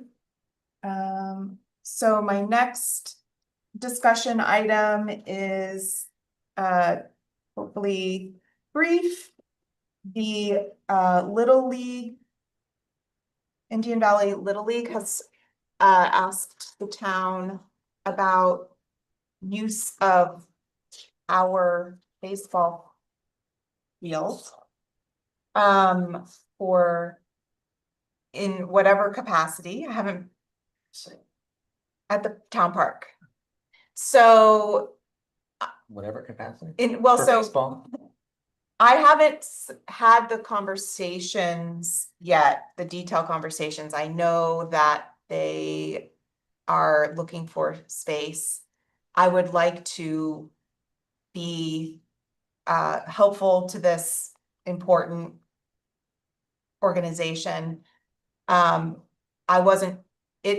people are aware of the situation, so if I wanted the board to just be informed that I do think it's good for us to investigate this. However, it is not a super straightforward as sure you can have some games here because the volume of attendance is a lot higher than what we normally get at our park. Plus, the diamond needs to be brought up to regulation. and we did not budget for anything like that. So,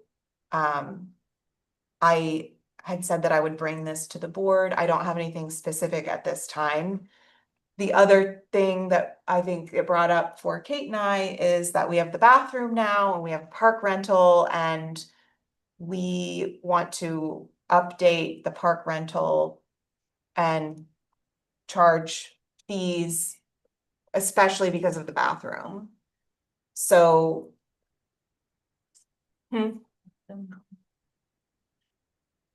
The only town that doesn't allow drinking at their community property. Oh. So they have to pay for it and insurance for live. I mean, we can consider It's a great it. source of revenue, I'm just saying. I don't know Maybe what after to that, call. we'd have to submit insurance. Yeah, they have to get their own. And I do see where these facilities charge like $250. You're gonna have alcohol. It's crazy. Yeah, you can make a lot of money off of the rental of your like parks or like grounds, that type of thing. It's been like just in the fees for that, so. Yeah, huh? You plan to party? I don't drink. So Bartend. Yes. I would like us to try to work with the league, but it's not, I don't know how the improvements would be made. How many people attend? Have you driven by on a game night? It's a lot. It's It all packed. depends on how they structure it, you know, Mhm. I would say one game you have anywhere from 40 to 60 people, if you have two parents and Yeah, extra that's not that kids. crazy. Me, Our park doesn't have. what I that. picture, I think it's amazing for families, because you would have the park for the rest of the kids in the family, not just running up and down on the pavement. I love seeing, yeah, I mean, I love seeing Stop. kids engaged in any kind of recreation. Mm-hmm. I think it, and I could actually see people wanting to donate to these upgrades, if that is also Yeah, a consideration. I thought of that too. To start possibly like a fund of Yeah. some sort, Be interesting to know what it would cost to bring it up to. yeah. And I think I think all of that, I spoke with our recreation director, the timing works out fine. So the league is over by the time the summer program starts, so it, I think it's a great idea. You know, it's a great organization. and I just think we have to make sure that we have all the contractual and financial bits worked out. Mary Lou's gonna find agreements, because this is something that happens in all municipalities where different organizations and leagues are using different spaces. So she's gonna pull up some of the best practices from other municipalities on what that should look like. And I'm gonna try to work it, see what the league needs, and hopefully bring something soon, so that we can assist this year. Anything else on that? Digital records policy, may I hand this over to you? And Sure. Councilman Coleman, I think. Yeah. So Councilman Coleman and I reviewed the policy that you kind of put together. I'm not sure the date on it. Was it the 24th version that we looked at? Yeah, there was a version from February. Pre-template. Yes.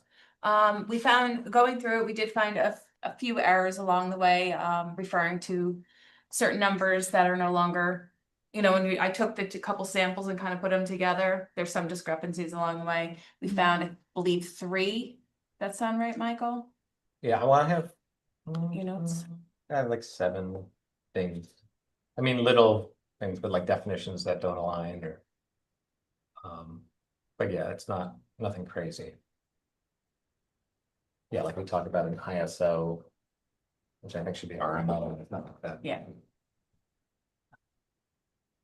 So did you have amendments that you wanted to review? Would you like to adopt this tonight? Sorry, I forgot to explain to you guys. I put the discussion first because we had all these policies and I thought if we wanted to discuss and then adopt. So is there anything that do you want to adopt this tonight? And if so, are there changes from the February 11th, 2026 version, which is the version that I have up there. I didn't see, you didn't put an alternate version up there. No, I Okay. didn't make any changes in the document. We're looking at the PDF. I think we should not adopt it because we're immediately not gonna be complying with the policy, because it's gonna require like to implement this will require setting up things on the admin side. So what Kate and I talked about was me putting together a list of the immediate things that we would enable in terms of like flagging records and things like that. And then reviewing that. And then once that's good, those can be implemented and then we can adopt the policy. Oh, okay. Because we were also talking about how we could make it effective April 1st or April 15th, but you would rather, Yeah, I don't think anything that we found today is like, this is terrible, we can't, but we would need to just re-adopt the policy again. So we could Okay. adopt it, just have something on the books, make it effective whenever, but then we're just gonna have to do at least a minor, so you're looking maybe to then adopt this in like a month. yeah, I think so. I mean, we could, I'm just trying to think about our next agenda. when's the first meeting, 12? Yeah. March 12th. So I That's think it could our be, next meeting, yeah, I think it could be ready by the 12th. the 12th, I think so, in 2 weeks. yeah, Okay, I just gotta get on it tomorrow. okay, so.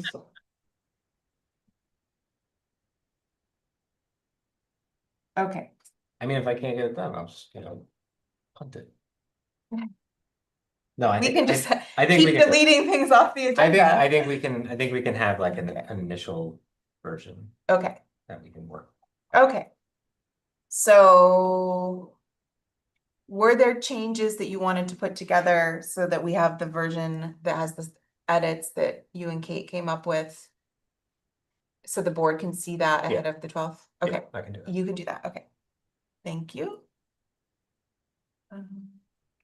All right, Has Mary Lou reviewed that at all? what? The records retention Yes. policy? Okay, I mean, the email policies? yeah, Yes. okay, Also, what do we want to call it? Because I was calling it Yeah. digital records policy. It's titled email policy. yeah, I think we should change the name I to think electronic, originally it started as email, but we went to electronic records. electronic. And it got, But we're not covering video footage in that policy. No, but we are covering chats. Like Teams conversations, mhm. Emails. Documents in SharePoint, I mean, all those things should be. Well, we can have an electronics policy and a digital policy. Videos are digital, Yeah. not electronic. Yeah, I By think we should have a definition. separate. Well, I also. we'd I mean, call- that's- We'd call this electronic records policy. Yeah, Yes, and then call the other one our digital records policy, and then that would be any photos, videos, audio. Okay. Would Yeah, go 'cause- under that meeting recordings. because that was a question, Mary, that I had on the camera stuff is like, are security cameras foilable? Like for town buildings and things like that? It depends on the circumstance. Yeah, okay. Okay. Great. Body worn camera policy. Any thoughts about this post? Let's see. We have a Can version. we just vote? I put a new version up, Which version should I? Which the version? one that's dated today, It is today. 26. You put one in I today. feel that's Holly. Oh, Or like Monday or okay. Sunday. There it I is. thought it was like- Yeah, on this one, I talked to Erin today. I said for the review of this one, I really think that Brian Goldberger should Yeah, do I had that not sent it to him, so. because it's really something he's much more familiar with. And, he works with it in other towns. Yeah, so we can do that. So this I is see 211. there's a 226. There's a version. Word version that's 226. I have it, It's So- on the Can't see that far. So screen. the red lines in this, so what I did was Erin found both a local law from town of Malta, what it was? something like that. So another town that had a body worn camera policy, and then there was a state template similar to what Kate had done for the records policy. And so I cross-checked what we had read last time against the state. And I also did a lot of changes to what was specifically authorized to make it align more with code enforcement type activities as opposed to law enforcement. Would this also apply to cameras? So this is specifically body worn cameras. If we wanted to include that, we would need to add that. For But- which, I'm sorry. Like in patrol cars, like Oh. dash cams and things like that. But like I tried to remove things in this case that aren't necessarily the right things that we would be authorizing employees to do. But anything in red is a change based off of that cross-check with those two documents that Aaron had. But if we're gonna have Well, but Brian, you also have to say when you're saying video. You have to make it. Clarify where Sam Mhm. included or not. Turn the mute button on.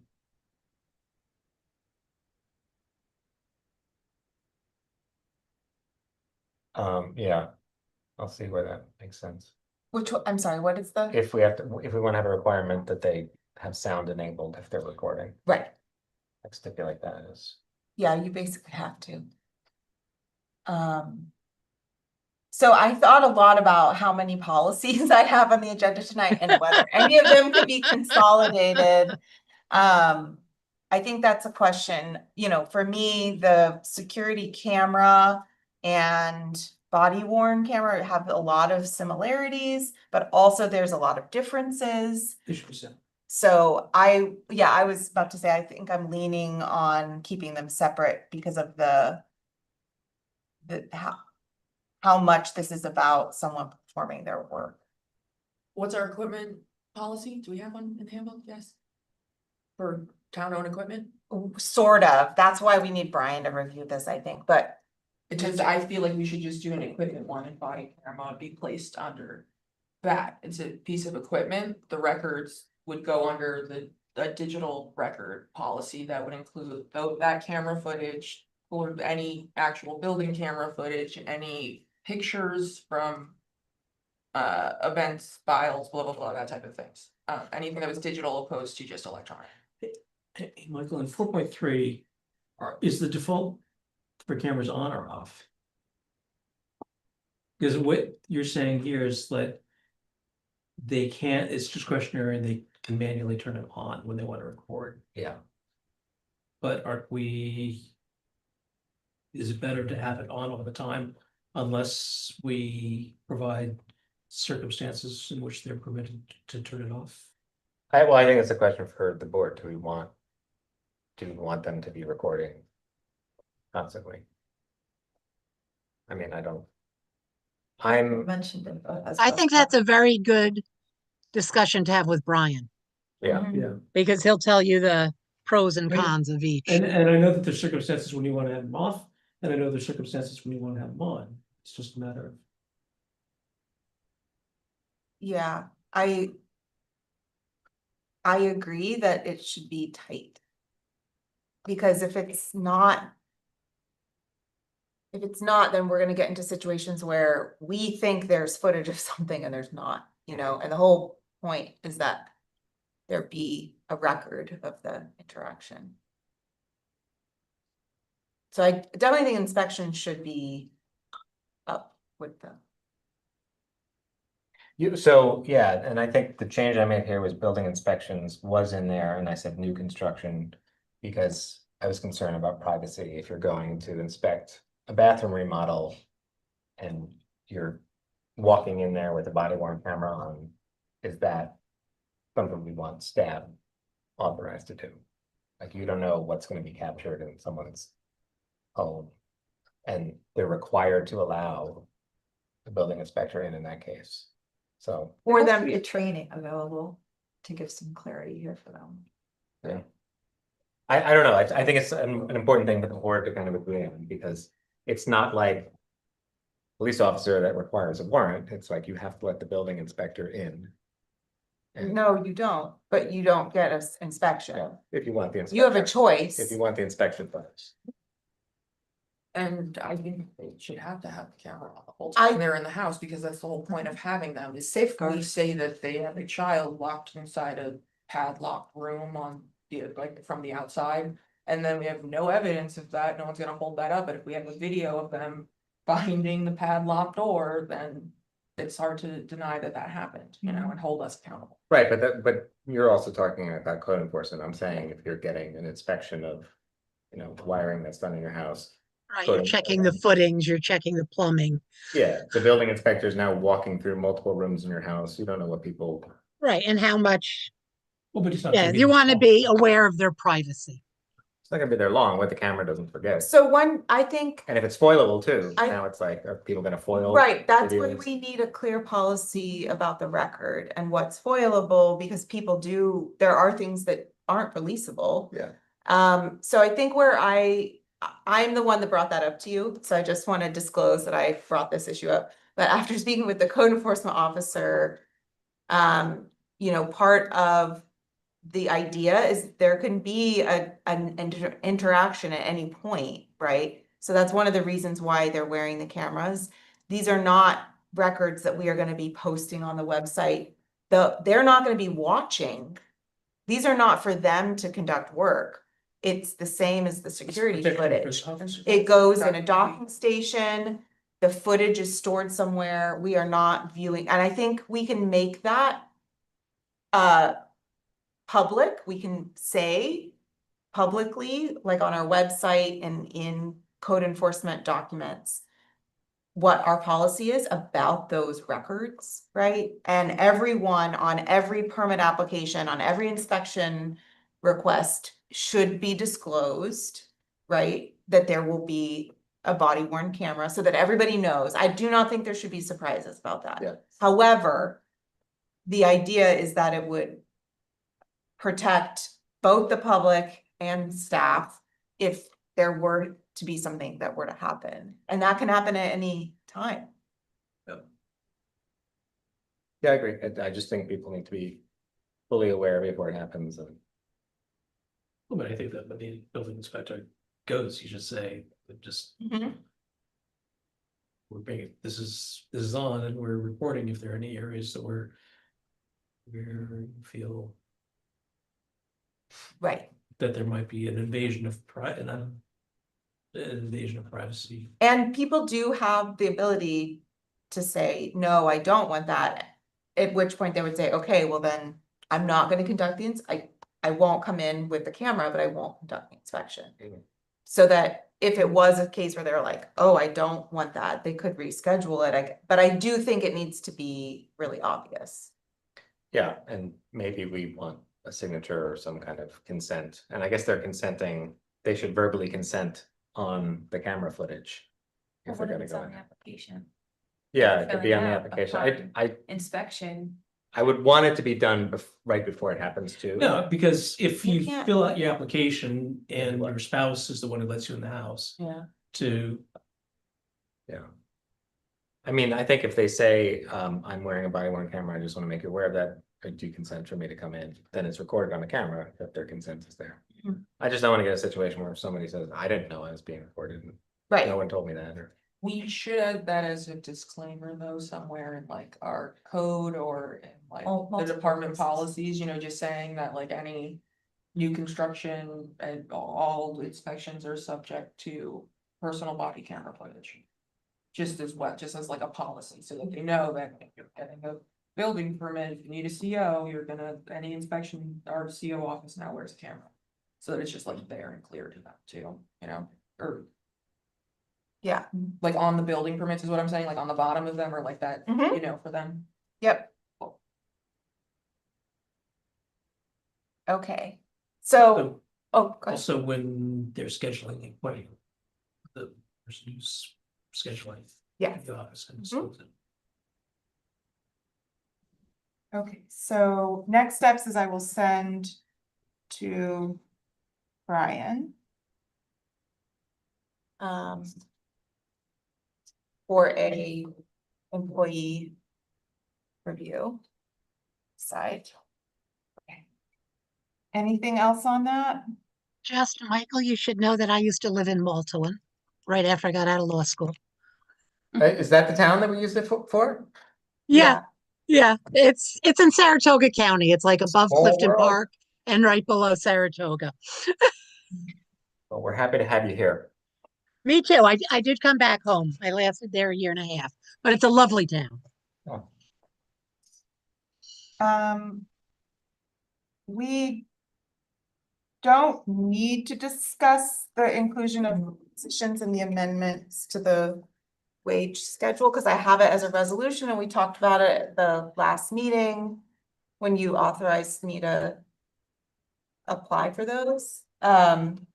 Unless you guys would like to discuss it further. So my battery's dying.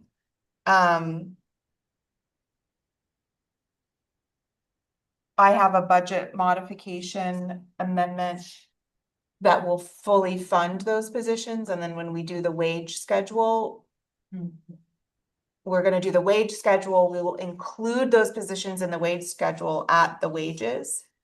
But we won't fund the positions until we make the appointments, which is gonna have to happen after executive session, because I thought you guys might want to talk about matters leading to the appointment of particular individuals in those roles. And then, so the resolution that will be funding the positions will be at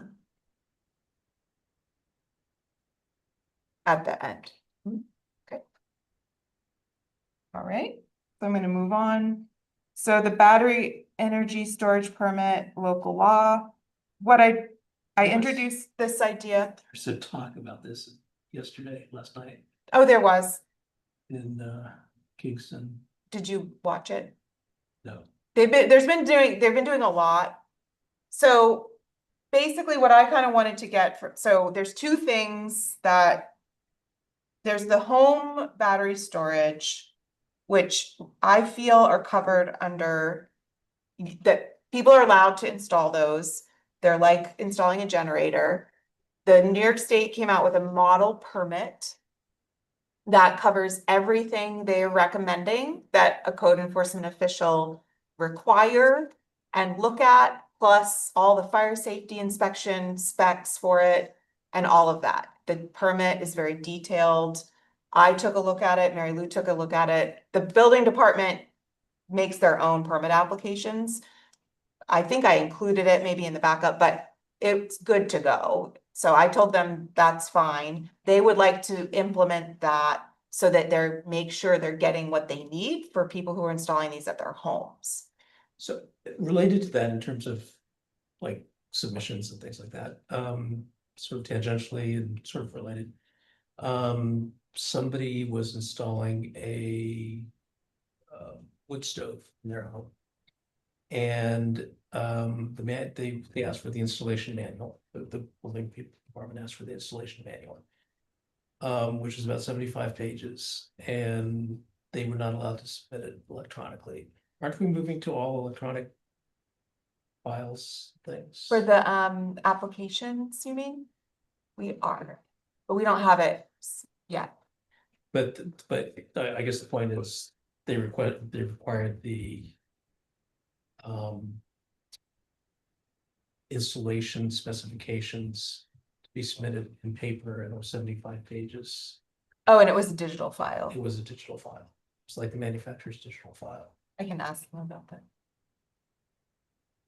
Because it's a lot of paper to store forever for one review of 2 pages. Yeah, we would scan it in, I think, but right now they are doing paper, but I can see why I can look up together. But they do want everything to be digital. They don't want to have paper-based systems, so. Which is why I was Yeah. surprised that this guy was complaining that he had to submit. So on the battery energy storage though, so the home ones are okay, they're covered under miscellaneous permits and that fee structure, so we don't need to take any action on that, but the bigger commercial ones, which is what we all cared about. Questions. Do we want a model local law allowing them? Or do we want a model local law prohibiting them? Or do we want to do a moratorium on them while we Moratorium. do a model local law? Because Mary Lou is gonna do a review to see, like, could someone actually have a case for they're allowed to apply for one of these under some thing in our code, and so a moratorium would not hurt, I would do a moratorium. right? That's what you were recommending, Mary Lou, right? Yes, yep, I will prepare a moratorium, which is a local law, so I'll prepare that for you for the 12th, because I think you want to get moving on it sooner Yeah. rather than later. It Mhm. will have to go, to the county planning board and go through, all the zoning procedure, so it could take a month or two, but let's get on it right away. Yep, And when we're And that ready, way you can study what direction you want to go. right. Go ahead. and we're ready to take up the issue of utility scale battery energy storage systems. That's kind of the nomenclature that everybody's using for these big industrial ones. ECC has sent over some materials commissioned by New Paltz Town Board for Ulster County EMC. And they have like some learnings from what other townships are doing. The one thing that I think is important to realize right now is that most, if not all, these towns are putting these large ones like next to the utilities, that were substations and in industrial zoned lands. So Right. that's an important learning from the trends that ECC has seen. And this just came in tonight, and I'll pass it around to you guys if you want to take a look at. It's, Great. those are the people that had the thing last night. I'm sorry? That's the same group. Oh, it's the same. Oh, group. wait, no. Oh, this- Mary, The name of the event. It wasn't Lou. Yeah, I mean, they're active everywhere. are we able to entertain the idea of also doing a moratorium of data storage centers with the board? I Would would you guys be support willing that. to? They use more water than the Yeah. battery plants, and I keep seeing foreclosed land for sale in Arizona where there's a Facebook one being built in neighborhoods, so it's We don't have making to- me nervous. We don't have enough power. Yeah, We don't we have have enough the free space. phase of the 10. What are you talking about? There's a reservoir that they can build a water wheel off of to supply it or whatever they There are do. no lots big enough. Have you seen how much of this town is concerned? It's There's just- tons of lots big enough for to the developer's right price. That's why we need a ban on. We don't have the internet infrastructure. If somebody wanted to put a data center here, we have, other good problems happening. There are a lot of jobs around here require a data center. Not that the data center would provide it, but you'd have to have some like major tech investment in the area. Do you know the Okay. percentage of rural workforce workers that are trained in tech? Or IT? I'm saying they're not gonna build a data center. They're building them in the middle of nowhere. They're building them in the middle of nowhere. That's what I'm saying. We have tons of middle of nowhere here. But also where taxes are low, which is. Yeah, I know. here. It's we're the perfect spot. Well, in Put New, them in there. I just have get- no issue throwing them in with the moratorium. Yeah, go for it. So, Sorry, I'm just seeing the writing on the wall of it. Like, they're just gonna be the next thing, like, trust me, the battery plant's gonna get closed. We just go broke in 2 years. Also put ice facility center. Got it. We're by no coast. okay, so we have good direction for I forget what Alexis said we're supposed to call them. Yeah, but I know what they larger- are. The larger. Yeah, Battery energy storage. Yeah. Utility scale. Yep. utility scale, that was the utility scale. I know battery energy storage. Okay, so I is Community Preservation Advisory Committee. I just wanted to update the board. We have an ad out. What we typically do for our new boards is we do a call for applicants and we gather a bunch. Usually in the past, we've had success with our newer boards getting a big group of applicants. Then we are conducting the interviews within a certain time frame so that we're doing the appointment for the initial board all at once, right? With staggered term, are these? Yeah, they're staggered terms in the initial appointment. So, Subject to the removal clause that we talked about. right. Yeah, we need to, that's probably We should have added one more policy document. So. What was I gonna say? So I just want the timeline on that. Right, so it usually takes a while, so the appointment timeline on that is probably not gonna be until like April. Cause we're giving a window for people to apply, we have to gather all of that, then. Oh, I think that's cool. Oh, I see what you're saying. I was like, I am so student before. Yeah, I'm just trying to, I was like, that's aggressive, is it? that might be timeline, you know what I aggressive, mean, is what I right? was thinking. But I'm just saying that would be like the earliest. But the month of March will be the time to gather applications, and we'll have to see what sort of interest we get, which is why I was selling it up tonight. Because I think people that have interest in planning and land use, I think this is also an interest. I think based off of two of our boards wanting to merge that have to do with environmental conservation, I don't think we're gonna be lacking in any members for this committee as well. I don't think we'll have that problem. We can only get them to join the rec committee. Kind of. Yeah. So any comments or questions about that? I basically just wanted to like talk about timeline on that. So. Hmm? So, Sell it. Sell it? put it on the agenda, it's in people's minds. Why? Oh, sell it. I was like, is this some new like term of like, I don't have you're your- done? No, I don't have. Okay. All right, project 32, scope of services. So Preservation. on The new one. our agenda tonight, I'm gonna pull this up. On our agenda tonight is the resolution to enter into an agreement with Barton and Oh, Judas. Lo Judas. I was about to say it correctly, Mary Lou.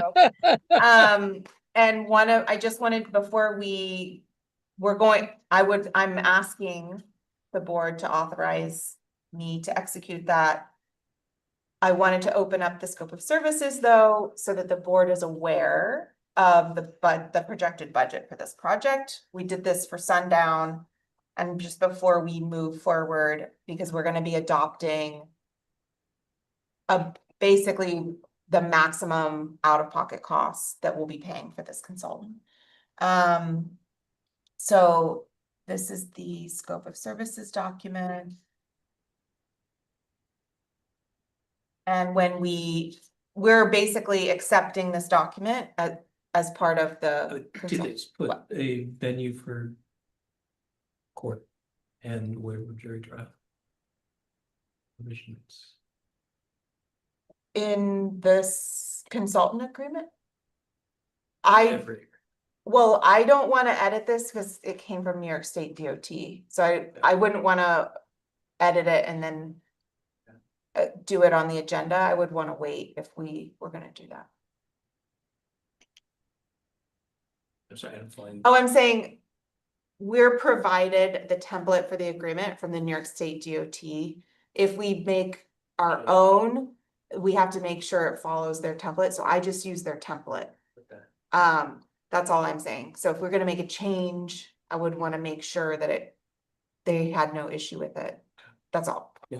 So if you want me to investigate that, then I have to delay this till the next meeting. No, Or, let's approve it, but I think generally we should have a waiver of jury trial in every agreement that we sign, right, every contract. okay. What was the other one? Was it just, Venue, where you're gonna sue, where they're gonna sue you, oh. Okay. or where we're gonna sue them. We can do the resolution, and then I can also look into it. We can also always amend it. Yeah, it So- might already be in there. Hmm? The venue might already be in there. I did a very quick read, I didn't see it. So the scope of services is just the document that outlines what work they're doing. So what I wanted to share with the board, so our award amount is $795,000. The budget, now this is just the cover sheet, the numbers are in the contract, but the anticipated design costs are $221,000. That's $100,000 more than what we put in our grant application. So this, they do think the construction costs are gonna be on budget. I have already engaged with Ulster County about whether they have funds to assist us. That is definitely an option, so I would like to move forward with this because the bridge desperately needs to be replaced. The superstructure of the bridge needs to be replaced, and I think we're already in a good position to move forward with this and have it done by the end of 2027. So, okay, so just wanted you to be aware that we will be going out of pocket by at least that amount, it looks like. Okay, And then there's also the cost of the opening. That's not included. that's not included, but it's covered in chips. And it's gonna work out fine with the way we did our chips budgeting. What's up, Charlotte? That's for that's the out of pocket for the bridge only or for reopening the road? The road is not included not. at all in this. And it's going to be less than $100,000, like, well. I just less. wanted to make sure that number was not for reopening the road. No. 'Cause I was like, what are we doing here? No, so First. this number, anticipated design cost is for the consultant, and it's about $100,000 over what our award amount is. The allocations of the funds are in the Bridge New York grant approval, so we can't apply. We could move the construction costs if we wanted to, but it's gonna come in at that amount, so we're just already planning on it being. They built that overage into the design costs. How's the bridge less than a culvert? How much was the culvert? 995,000. It's less than. Uh-huh. Because this is a superstructure replacement, so the footings are staying, Okay. or the For the pilings, the, Yeah, pilings. anyway, it's just the bridge top. Superstructure. So, great. Any questions about that? Okay. I can't give you any updates on the E code, sorry, I was hoping. I ran out of time. The ambulance contracts. Councilman Coleman. Well. I spoke to Chief Carter at KPAS.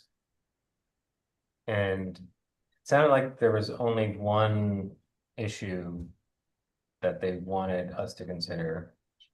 Zolly, close to your heart, was the waiver of jury trial. And they said they didn't have any issues with anything else in the agreement. So I thought that was good, but then during the meeting, I actually got a red line version.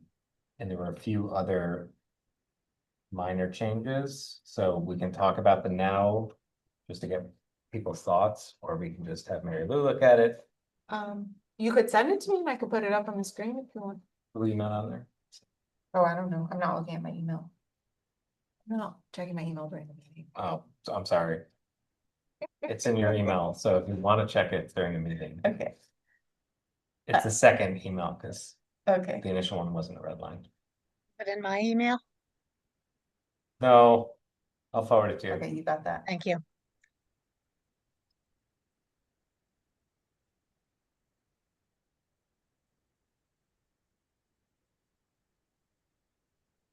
Do you think they're minor enough that we could authorize? I Cause we, looked at them really quickly, it seemed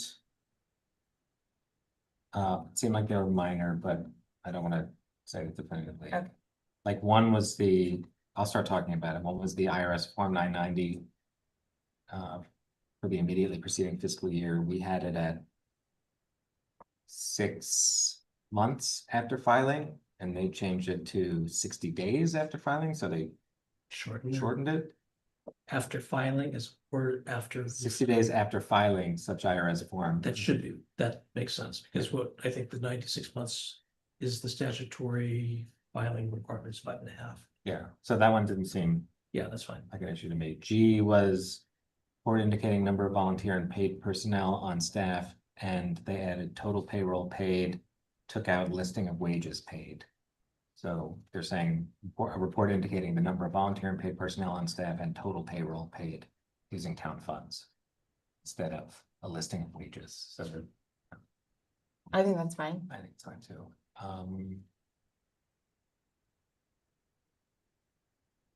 They struck the waiver of trial by jury.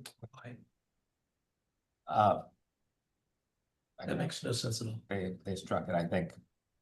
Maybe if it does go to trial, they'd be more interested in having a jury The biased make jury. determination. I would hold that on that one.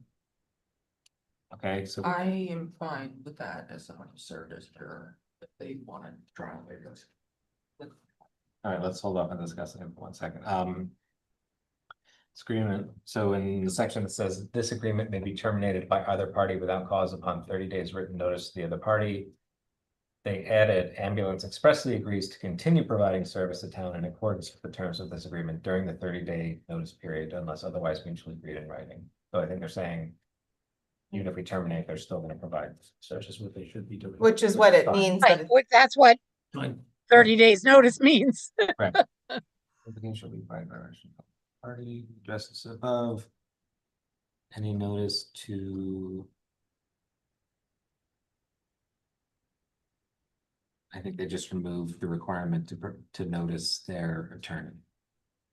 So notification shall be provided by registered mail to each party of the addresses listed above with a courtesy copy, which shall not constitute notice of any notice to.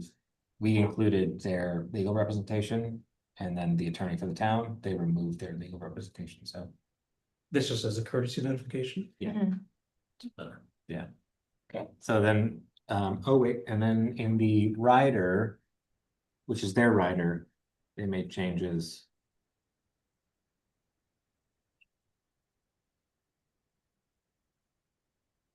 So it used to read ambulance agrees to provide CPR and other basic first aid training. I'll say how it reads now. Ambulance agrees to provide CPR and other basic first aid training to town employees and appointed volunteers upon request of the town. Payment for such training shall be considered part of the payment set forth in the ambulance service agreement with the town. Training is at the availability of the instructors of ambulance and at the ambulance's training center. So the way I'm reading this is in our total yearly payment, they're including That's fine. the training they'll provide. It's minutes. Instead of they're doing it for free, Right. they're being compensated for it. Is Additional there a obligation. reasonable- Is there a reasonable standard in that expense? How do you mean? Does it say reasonable expenses? They're not asking for any additional money for it. No, I know, but if it's being charged against the account or the contract payment, it should be, if it's the reasonable cost of training, Oh, I see. as opposed to someone charging us $166,000 for 1 hour training. Against our contract, but for their benefit. I mean, it doesn't materially change the money. Yeah. And I think we already stipulate somewhere that they can only use the money for. I guess they're providing the service at a fixed cost, so it Yeah. doesn't matter if they run over, so. it doesn't Right.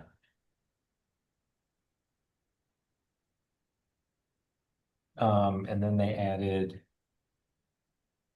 This agreement may be terminated by either party without cause upon 30 days of written notice. Oh, wait. Sorry. I'll do that again. Town shall provide snow and ice services to ambulance at its property as soon as it may be practical for town to do so, given all other responsibilities and needs that then prevailing. Provided, however, they added, provided, however, that ambulance shall be designated as a priority public safety facility for purposes of snow and ice removal, scheduling, and response. Do we do that now? Yeah, I don't. To say they're a priority, to me seems in conflict. it's in conflict with, the highway superintendent would have to consent. Cause we can't force them to do anything that would get in way of their duty Right, to clear roads. Yeah, I think that just conflicts with the first part. I'm okay with saying provided, however, ambulance shall be designated a priority public safety facility for purposes of snow and ice removal, scheduling and response after all town. Can you, Mary Lou, can you just make that note in a red line that we can send Yep. back? And I would Yeah. say best efforts after, best efforts before, and then after all the other stuff is done. Right. And then the last one was town grants ambulance use of the town transfer station without charge. They added town shall provide ambulance one transfer station permit. Ambulance agrees this permit is for agency use only. Personal residential use is subject to the permit and fee structure of the transfer station. So So does that mean they get the permit free, or does that mean they get to dump whatever they want free? The permit. they added that, but we already granted them. Use Permit. without charge. Yeah. Yeah. So I don't know why it's necessary to. They're asking for a Yeah. permit, which is fine. Have they had issues But with it's- the employees denying them because they don't have a window sticker? Maybe. Here's what they have issues with, is people coming and saying they're with the squad Oh, yeah. and dumping Oh. garbage. And then it turning out that it's not squad garbage, it's Mhm. personal garbage. Okay, Our that's side good issue, then. not their side issue, gotcha. So I think having a permit on one vehicle, like, I don't know, but I think it could help. I agree. No, I agree. It should be on the vehicle that they use to bring it. So we're good with that. And is it the garbage that's just from KFAS? Mhm. That's what they're saying, yeah. So it shouldn't be anything really. So By the way, Someone, please Okay, call so for an ambulance. I- Take a lot of paper. I'm a little Jesus. late to the game on this. Maybe we can talk about this for next year, but I have to say, the piggybacking on the town heating and maintenance, I would like this to go away. Hmm. We are billing them, we receive their bill, and then it is so much work. wait sorry. We give them fuel and then they pay us. Like they're on our fuel contracts. It's the heating stuff Right. that I'm like, why are we doing this? I don't think it is any benefit to anyone other We than, didn't get a preferential contract. Put it in. We didn't get a preferential contract. I feel like whatever benefit we get, they would get, because we're a municipality and they're an emergency services agency. It's the Not volume we necessarily. go through. I have to look, I don't think I that don't we're think- getting any special price for our heat. I don't know. I have to Heating look. oil. But- Maybe, We're talking about. maybe creating a lot more work for I them think too. the diesel for the trucks, I'm fine with, that I don't have a problem with, but it's like, Oh, gotcha. we're You like were saying billing them, yeah. we're getting their bill. We pay it and then they pay us. For Why oil. don't we put it It's in their, there that it's they're their heating- bill, it's to them. Deduct it from Do their we- Do payments. we get a preferential rate? Is it heating oil? Heating oil and propane, they have both. Do we get a preferential rate under a communal buying? We don't have any contracts. I have to see if our rate is at any discount, but we don't have a contract with. I mean, they might get a better rate at the fuel co-op if they wanted to. Yeah. Are we legally allowed to even pay it? It's like on the town account, but it literally them, and it's Their billing. confusing Yeah. because they keep mixing up. They think that's our main location. They're like on Route 209 and I'm like, no, that's not even us. Well, let's look at Sorry, it. I had like 6 service calls and every single time they were like, the location on 209 and I was like, no. No, location. Ugh. rate. Yeah, exactly. Just to put town hall there. Yeah, so let's follow up with that. I mean, we're not gonna change it. Okay, I think maybe we should talk to them about it. I just feel like if it's not saving any money, why are we doing Yeah. this? And we're getting out of the heating. And they're tax exempt anyway, so, All right, But taxes, it doesn't necessarily mean that they get a better price, right. and there's no tax on fuel oil. Right, but we don't know that we do I mean, either. our price isn't even consistent though. It bounces all over the place. It's not like we have a fixed. We might have a fixed margin against an index though. Hmm. I'll look into that. So the, If, go ahead. if it's a significant savings, but I don't know. It's just a lot of work. Yeah. And we're only doing it for one squad. We bill it to their taxing district? I mean, we are billing it. Yes, we can, and we should be. But But it's not it's, fair because we're not they're not, District is not. they're paying for it though, so it would, at the end of the year, the budget versus actual would show zero. It would show a same amount of revenue, same amount, so it wouldn't be tax. It would just be in the budget. So, Was it not a fund?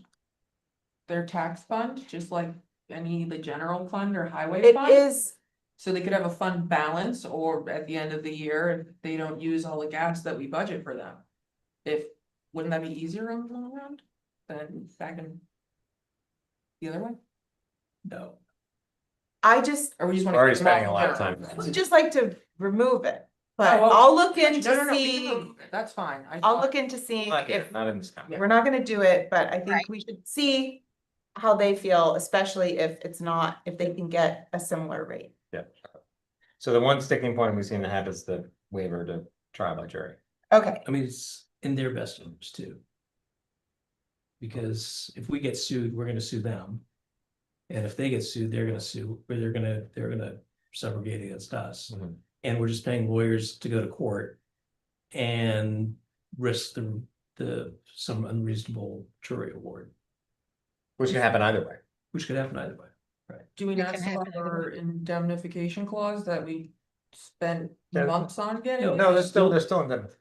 You're still indemnification, but you're still gonna have to go to court to. Right, sort of- and the question, really becomes, who's gonna be on the jury? And you've got two things here. You've got like, wow, You're taking there- away uncertainty. this is the ambulance district. You may have jurors who say, we're just gonna go find in their direction because they're doing good things. I think jury trials are one of our bedrock democratic rights, and I'm uncomfortable further. Right, well, they're a right with a criminal. A judge can Trial. be paid off and have a biased opinion just as easily as a juror. I can't Or say I even see that violence, happening. they have, like, We're talking about still a criminal, and I think. Yeah, that this is it, right. criminal Is definitely.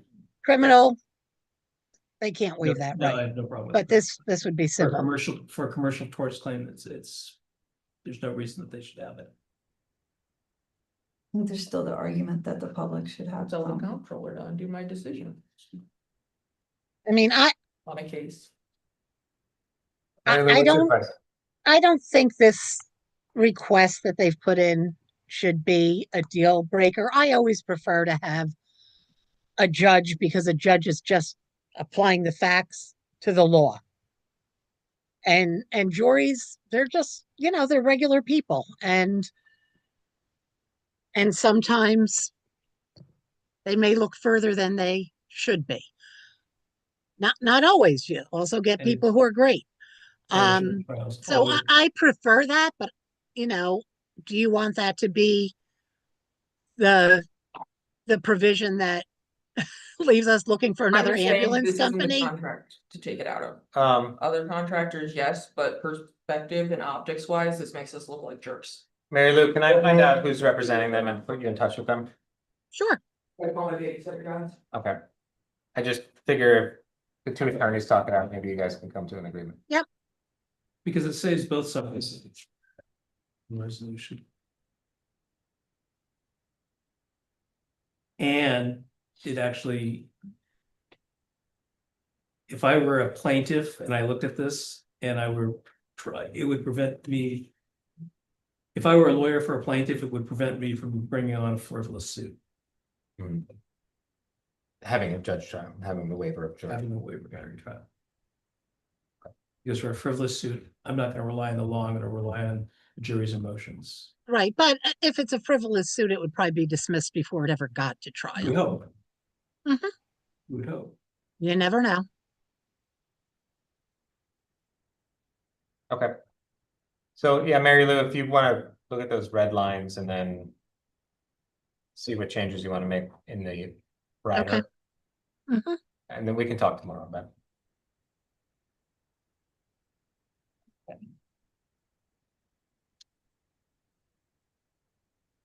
Here's some muddy feet in this row, is there room that I can?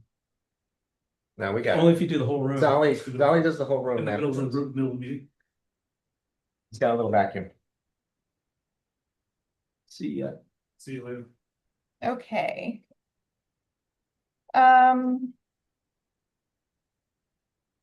Moving along. Resolutions. Um, Barrel through. I'll make a motion that the town board accepts abstract 2B of 2026 and abstract 14B of 2025 and approves the payments in the following amounts. So 2B of 2026 general fund was $60,983.49 of expenditures. Highway fund $55,205.06. Escrow was $1,362.50. Abstract 14B of 2025, general fund $8,772.42. Street lighting $149.65. Escrow $3,664.40. Say that again. 3,000. $664.40. Sorry, who seconded? Me. Any discussion? All in favor? Aye. Opposed, abstained, motion carries. The next item up for the agenda is the bond resolutions. So I shared those with the board in SharePoint, and they were prepared by bond counsel. These are all subject to permissive referendum, so they prepared the resolutions and the notices for us. I finally got a chance to read them, and I found two issues, so two of the resolutions need to be amended from what I presented to the board. They just got the verbiage wrong on what the use is, but it's really important that like all of these, they're separate resolutions because they have to go by what is being purchased. So it's important that it is clear. So the bond resolution for $37,000. Ban, not bond. It's a bond What is resolution. bond? So bond means it ages past 5 years, but you have to take out a ban first, renew it for 5 years, and then, but they make you do it that way. Yeah.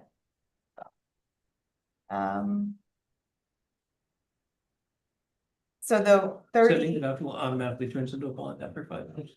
Huh? Does that mean it automatically turns into a bond after 5 years? yes. Yeah, so we don't have to Authorize it. authorize this after that point, right? That's actually why we have to do it. Okay. Is my understanding from what they said. So hold on, have the new versions. So the one in the amount of, and I made a single document for you if you want.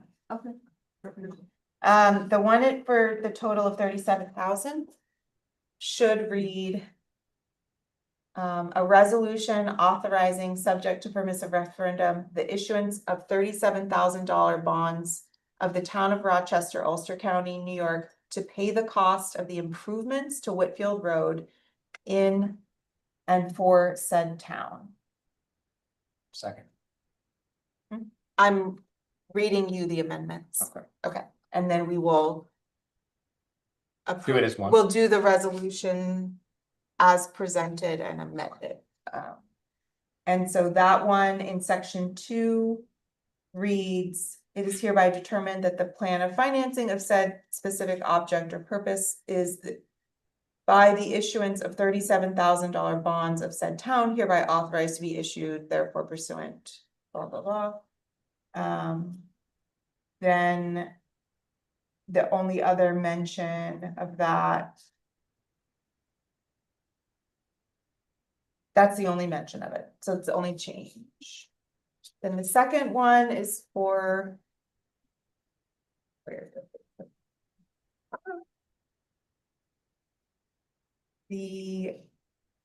There was one in the amount of $60,000. That should be This one needed more changes. So it said something about $60,000 and it says something about the town putting $40,000 towards the purchase. Again, that was just a misunderstanding of my spreadsheet. So that bond resolution will read a resolution authorizing, subject to permissive referendum, the issuance of $200,000 bonds of the town of Rochester, Ulster County, New York, to pay the cost of the purchase of highway equipment in and for said town. Sorry, so not the 60,000 one. That one, I had two lines for the truck, one for 120 and one for 80.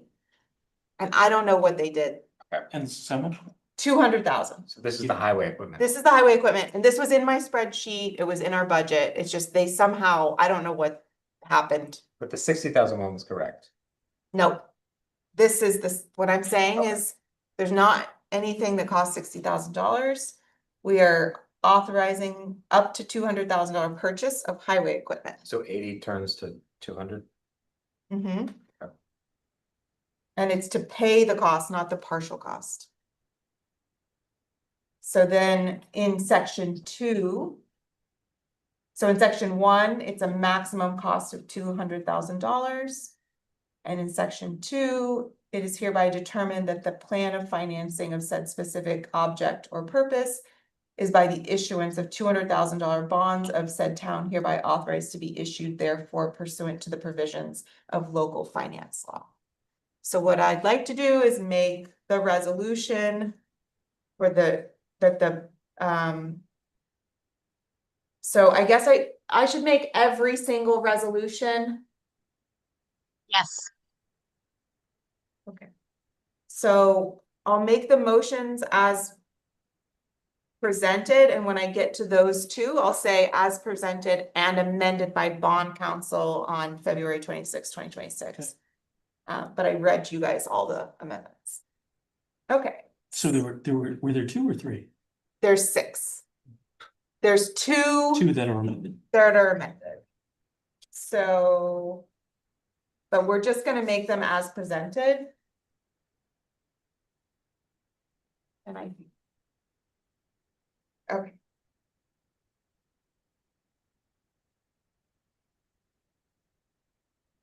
Okay. And they all have to be passed by 2/3 majority votes. If we don't have that, then it doesn't pass. I'll make a motion that the town of Rochester Town Board pass the bond resolution for the issuance of the beam in the amount of $60,000 as presented. Second. Any discussion? All in favor? Aye. Opposed? Abstain? Motion carries. Erin, I'm Yeah? sorry. I think that has, excuse me, I think that the bans have to be a roll call vote.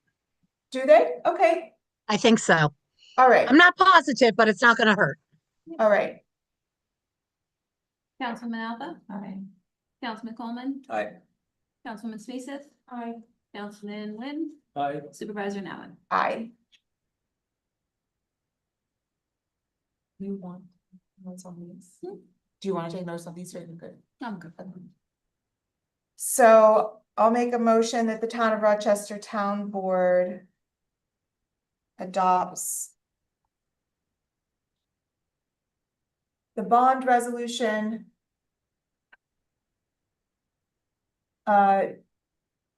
for the issuance of $37,000 of bonds for sorry. Where is my verbiage? Sorry, there it is. For the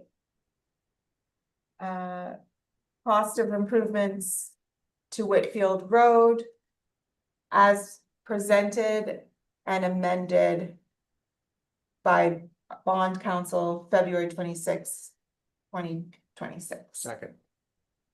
Any discussion? Roll call vote? Councilman Alba? Aye. Councilman Coleman? Aye. Councilman Speaketh? Aye. Councilman Wynn? Aye. Supervisor Nella? Aye. I'll make a motion that the Town of Rochester Town Board adopts the bond resolution for the issuance of $2,542,497 of bonds to the Town of Rochester to pay the cost of the construction of Boyce Mill Bridge in a said Port Town, Second. in and as presented. Okay. Any discussion? Roll call vote? Councilman Alba? Aye. Councilman Coleman? Aye. Councilman Speaketh? Aye. Councilman Wynn? Aye. Supervisor Nella? Aye. I'll make a motion that the Town of Rochester Town Board adopts the bond resolution in the amount of, for the maximum estimated cost of $161,535 for the replacement of Project 32 Bridge as presented by Ron. Second. Any discussion? Roll call vote? Councilman Alba? Aye. Councilman Coleman? Aye. Councilman Speaketh? Aye. Councilman Wynn? Aye. Supervisor Nella? Aye. I'll make a motion that the Town of Rochester Town Board adopts the bond resolution for the replacement of Sundown Culvert in the amount of $375,000 as presented. Second. Any discussion? Roll call? Councilman Alba? Aye. Councilman Coleman? Aye.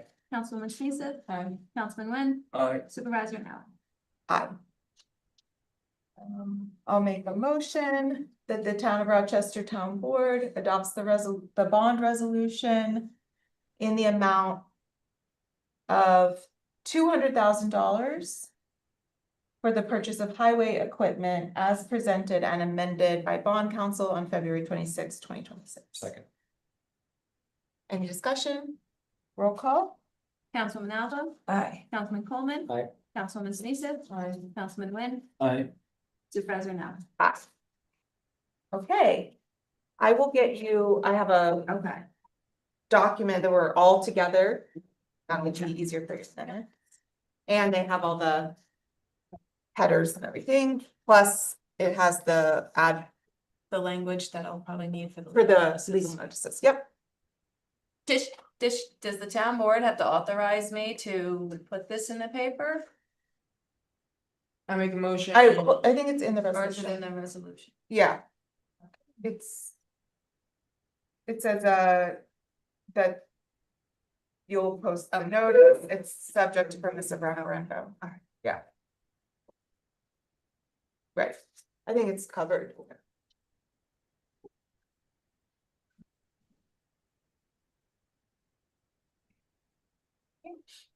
Relief. Hmm? Relief.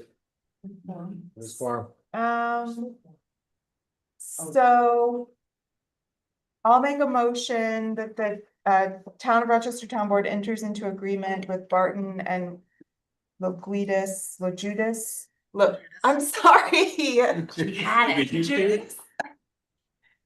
For consultant services relating to the bridge design services for the superstructure replacement of the Project 32 Bridge, which is a locally administered federal aid project under the Bridge New York Grant Program, and authorizes the town supervisor to sign and execute the Project 32 consultant agreement, which includes Appendix B scope of services document and Appendix C salary and wage schedule. Second.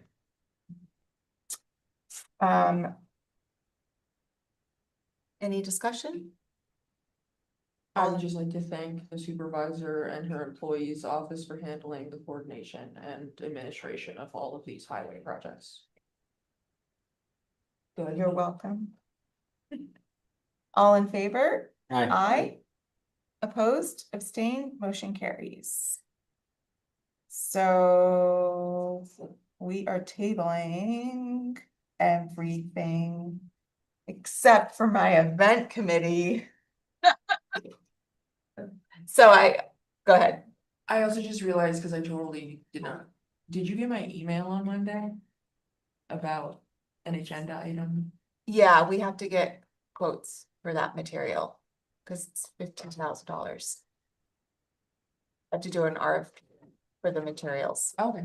That's why I was Okay. said Yep, that. Yep. I have to do an RFP for the material. I think he said April, right? Or end of March. I can't. End of March, they were Okay. looking for the beginning of March, but after the snow that happened.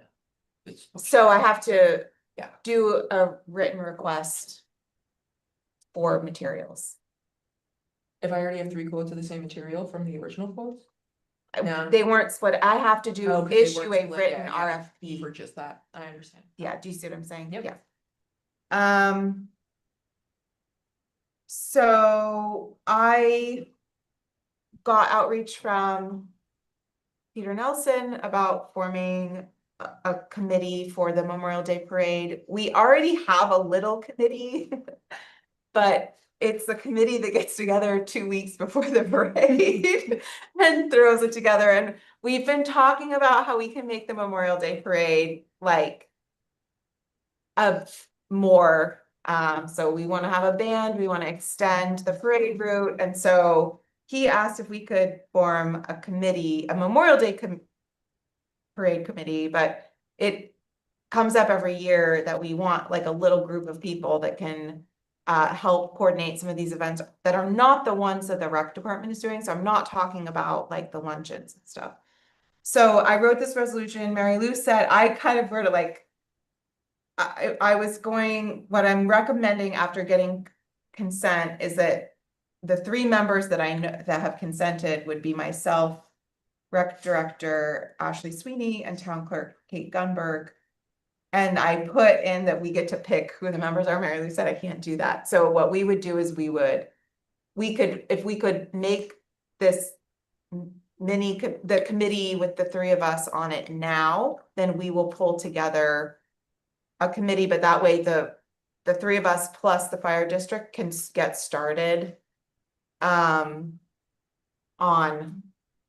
like that, and then we can appoint more members at our next meeting. So the fire department's represented. I have to ask Peter if he wants to actually be on the committee or not. But he's representing the fire department in the planning, so I didn't get a chance to talk to him yet. Okay. So does that sound okay to everyone? Yep. So I would like to make a motion that the town board form an ad hoc event committee as presented on the agenda which would consist of the following members: town clerk Kate Gunberg, recreation director Ashley Sweeney, town supervisor Aaron Anawen, with the amendment that the 3 to 5 members would be submitted, names would be submitted to the town board for approval. Second. Any discussion? So we're opening it up to the public? Yeah. But I think what we'll do is we're just kind of wanting to come with those recommendations. To be clear, these members can be removed, since there's no fixed term, these members can be removed. By resolution of the town board. So you want to make a motion to amend the agenda or the item on the table? So that the committee members shall not serve with a fixed term and may be removed by the town board by resolution. Second. Any discussion on the amendment? Can I ask for just one additional amendment? Uh-huh. Be added, the board. Or can we add it to the same one, or do you wanna vote on that? Someone, Vote on that. I'm still writing. Okay, Keep writing. I would just like there to be a liaison to the Senior and Youth Recreation Commission. I know that the rec department works closely with them, but they do a lot of our event work for Heritage Day and planning and things around that too, so just have a liaison for them. Directly to the committees. I don't think they always love being grouped and not getting their own seat I was thinking we should have someone from the commission on it. Yeah, that's what I'm thinking, or yeah, I was saying liaison to But- make it easier in there, so they can change whoever it is, and it's not like. You So know, are you saying include at least one member from the rec committee? yes, That- add. One appointed member by the Senior and Youth Recreation Commission to serve on the events committee, is that right? Cause then they can pick the person. Well- You guys have open. I Why don't think, well, you're thinking more because you were saying with Heritage Day especially. But I didn't know if that was gonna start intertwining too much with like what Aaron was saying, like this is not about the rec commission's events. Yes, yeah. What that's why I was picture is thinking more like liaison. Veterans Day, Day, Veterans Veterans Day, Day, 9/11 if we 9/11, get something going it's like our on. town, Right, it's the ones that I'm in charge of. Right. That I don't do a good job of. Well, I will, Aaron and That's Alan why are the one. I think liaison would maybe be more appropriate than member, because then they can report back to the committee, they can help us. You know, still advertise and network the events and still be able to give info because they have a liaison there, but not a voting. Yeah, but if we say that Advice. the committee shall liaise with the youth. Yeah, Oh, yeah, should there we say go, that. the perfect. Yeah, Okay, let's that's do fine, that. the reverse way. But also fine put with the me. fire department Okay, in there as liaison. if Okay. A member is not So- the fire department.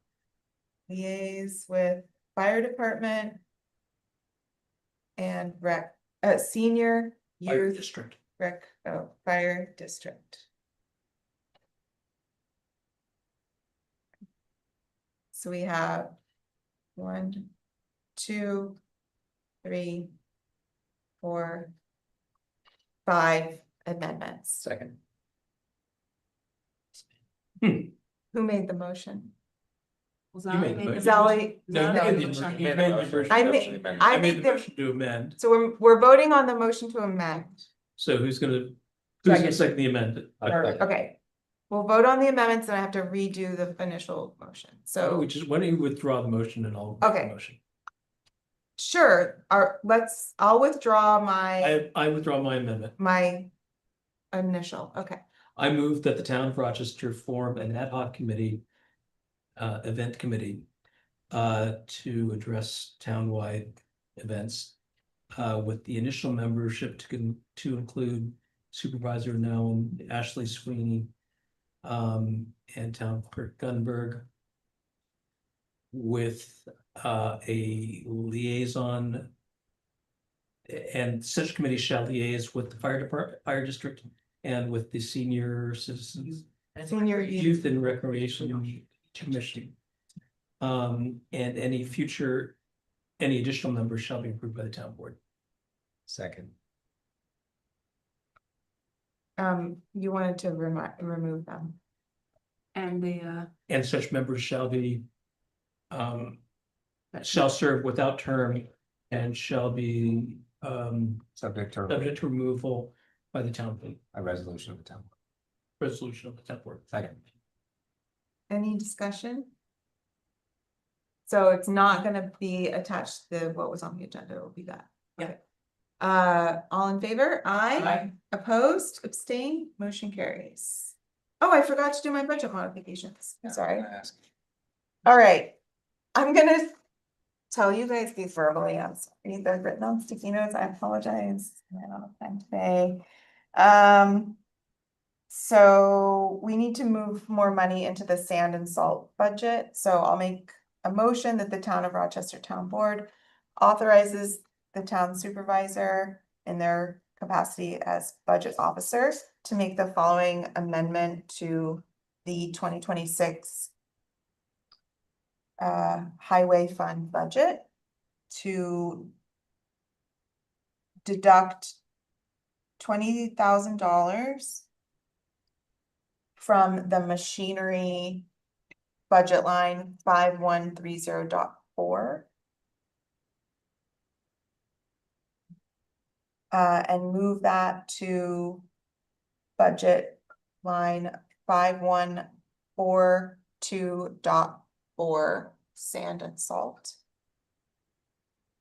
That will take the overall machinery budget from $301,500 to. Oh, oops, 281,500. yeah, 280. Any discussion? We, as, Highway Superintendent Fry said that they were gonna cut anything from their proposed machinery purchases to offset that at all, or no? I told them I was taking it from that budget code. Okay, they haven't like said anything that they would like. Oh. Like in the past, they've been like, okay, we won't do like this piece. Well, Or here's this where it's here. coming from in the detail. So Mhm. this is, we're doing budget mods to a more general level Mhm. in the accounting for the highway department. And for me, we're taking it out of parts, Gotcha, yeah. which is, has $100,000 in it. So they just have to not buy as many parts. I was thinking of the machinery line Yeah. that we used to use, thank you. Yeah. I forget that we do that now. Yeah. Also, thank you for that. Okay. All in favor? Aye, opposed, abstained, motion carries. So we have. There is money in that sand and salt, but we need to order more, and the new vendor we have has a minimum, and then we need, I wanted to make sure I had. Because everything is always tight, I wanted to make sure there's something in there for sand, because we're gonna have to get sand ahead of. Ahead of the fall. So. That's where we're at. For the general fund budget. I'm going to be moving some. This is to fund the positions that we're gonna be doing. So I'm gonna make a motion that the Town of Rochester Town Board authorizes the town supervisor in her capacity as budget officer to make the following budget modifications to the 2026 general fund budget. To move $5,000 out of budget code 1990.4 contingency. And move that to 1620.1, which is buildings. Personnel services. Second. And Oh, to move $6,500 from contingency to budget code 1355.1, which is the assessor personnel services. second. Any discussion? For the deputy assessor. That will leave $9,000 in contingency. And it's only February. Yeah, Happy New Year. okay. All in favor? Aye. Aye, opposed, abstained, motion carries. Okay. So the next, sorry for being out of order, for the wage schedule.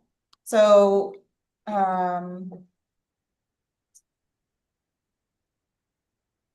what I'm proposing, my computer died. Does anyone have the wage schedule up? The tier, I just don't have one of the tiers numbers in my head. I think it's 5 or 6. For the accessory, For the deputy assessor, the zoning board. it was gonna be in that one. Yeah, that's 5. I have it also. Tier I 5. have my SharePoint. I'll pull it up. That's my full meeting. Okay. So the assistant building inspector is gonna remain in the same tier as, we're gonna fund it at the same one. Okay. Can I ask where you determine where you put these tiers and the positions? Yes, they have to do with the level of skill certifications, compared to the other positions and what's in civil service title. It just seems like there's huge discrepancies in some of the wage schedule, and it's very hard to figure out what position belongs in what category to me. I was just curious where you decide on these. Okay. Yeah, our initial schedule was put together. Like. We used Michael Richardson, he did a review, Mhm. we did a comparative.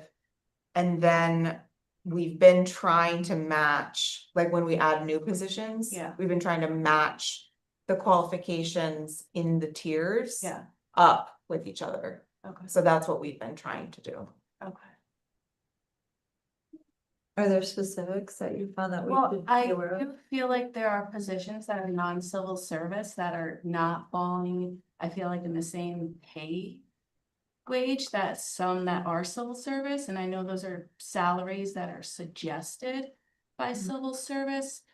But even some of the job responsibilities I find to be much different than people that aren't civil service. So that's why I was curious as to where the board decides where they. Do you wanna write something up for us to look at? Oh, yeah, I guess, sure. Just, I don't know, I just find it very, there's just certain positions that I feel like should be completely different, and I'm just curious. Yeah, everyone that is assigned to an elected official, we put in tier 4, but none of those people have descriptions, Right, civil service descriptions. right. And I find them to be very important Yeah. positions, and there's a huge wage discrepancy between that and then the next year. Right. I would That's be, my question. I have the same problem. Mhm. I know, So I would be happy for us to take a look at that, yeah, because I'm having the same problem. because I do feel like there's people that are in tier 5 that should be further. And then I also don't understand some of the people we have in tier 5, like, Or in tier 6, yes, right? Yes. and then moving some up to that tier, that think kind of they stay surprises me too.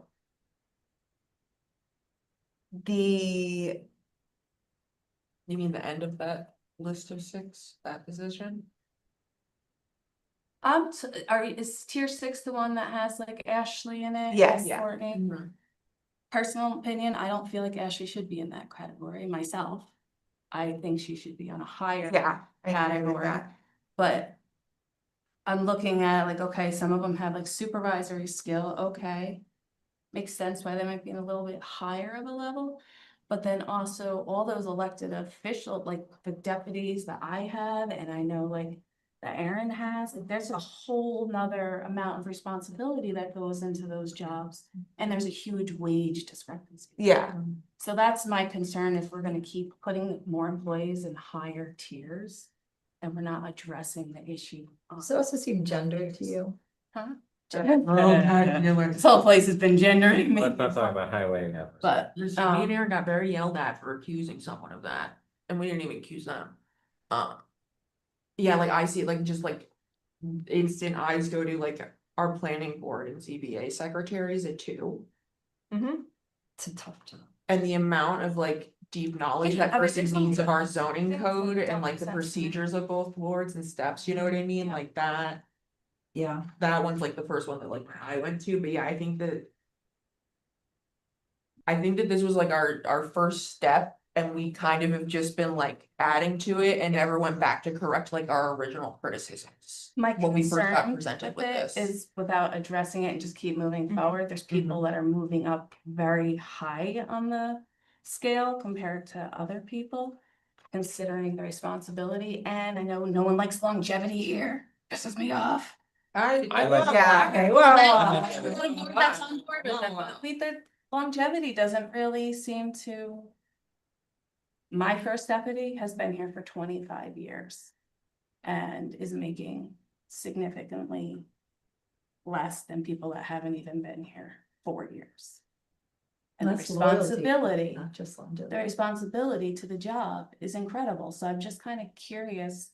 Before we keep adding more people to different tiers, like I really think the board should really look at the tiers as to what should be in these departments, because I find discrepancies. And Yeah, I agree. and even in like Aaron's office, the amount of responsibility Stephanie has, and they're now the lower paid positions if you're looking at the tier. And they're the ones that are supposed to handle the offices, especially if I'm not there, if Aaron's not there. They get all the phone calls, they have to do the legwork. I will So- also say I would like to get Kate's fourth clerk, or no, third. Who's here? What number? Brandon? 3, yeah, Brandon's 3? Yeah. Yeah. Oh, yeah, because the other one's temporary, they don't. Yeah. count. Okay, I would like to see him get an actual workspace. Every time I'm here and I go in that closet, I Mhm. find it offensive that he's smushed in a corner besides a printer.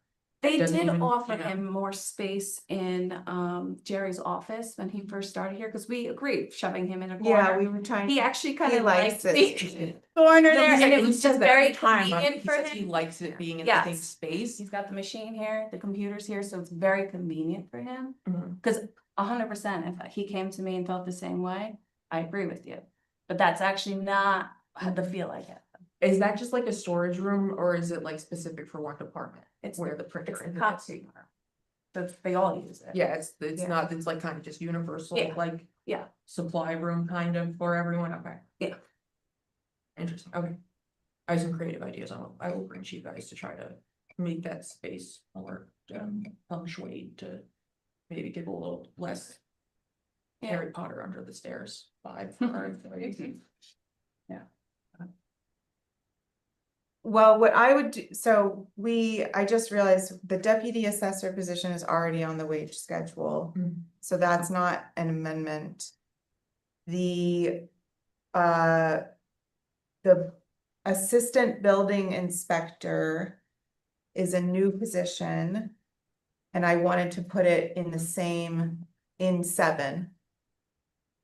So it would be in the same as the municipal code aide position. And then the maintenance worker 1 is under the highway department. But we haven't set a wage for that. And I spoke with HR and we were in touch with the union because I can't do anything without the union. And they would like to put that as at the same tier as MEO. Which is in the collective bargaining agreement. So those are the 2 additions I wanted to make to the wage schedule. Is that a motion?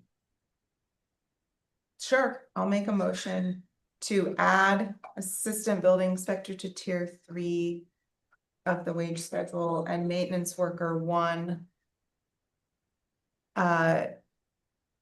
to the same tier as MEO in highway, subject to approval by the union. Second. Any discussion? I'm fully fine with all of these changes and things, I just do find it highly offensive that our union put that wage scale higher than the person's position who's been doing that. Mm-hmm. So I just would like to say that publicly for the record, and I do believe that that employee who is our laborer should get some form of compensation, even though we don't throw that. And we can vote now, unless anyone else has something. Do you think that putting it at MEO, I mean, I was I reviewed it with. It's like. HMEO is like. What's it called? What's the name of, what is HMEO? Heavy Heavy machine, so it's like not doing that type of work, but they're operating a vehicle and. They don't have a CDL. Right, they don't have a CDL, and that's one of the distinctions between those tiers. So we were assuming that that is where the union would want to put that position. So that's why we put it there, because we thought if we put it at the other one that they would say no, but. Okay, yes, I see, okay, I thought the union was telling us to put it there, and I was just like, that's crazy. Like, that's so offensive. To MEO? To the MEO one? Yes, when our laborer has been the one doing that and not getting That's, paid. we're promoting him to that position. Yes, tonight. I know Okay. afterwards, but I'm Okay. saying that the union would tell us when someone's been doing that work and they haven't advocated for us to pay that worker more. And then. Well, I'm you doing know, that. new one, yeah. I'm I know doing that's that you, right yeah, now. exactly. I know you're doing, it, So- they hadn't. Although, Okay. No, I fully approve. I think it should be higher than the MEO is my issue. If someone's being our maintenance manager. They need to be skilled in more than just working on a car or driving a heavy piece of equipment. They need to know heating, they need to know HVAC, they need to know plumbing, electric, other things. I'm fine with it there for now, but I think we should explore it going further next budget season.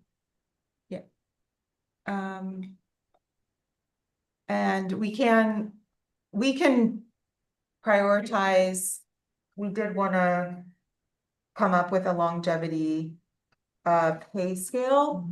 We were talking about redoing the pay scale this year. Where we would have longevity and it would be integrated with performance-based markers so that we would have people would be getting paid different, basically. So that was one of the priorities that we set for this.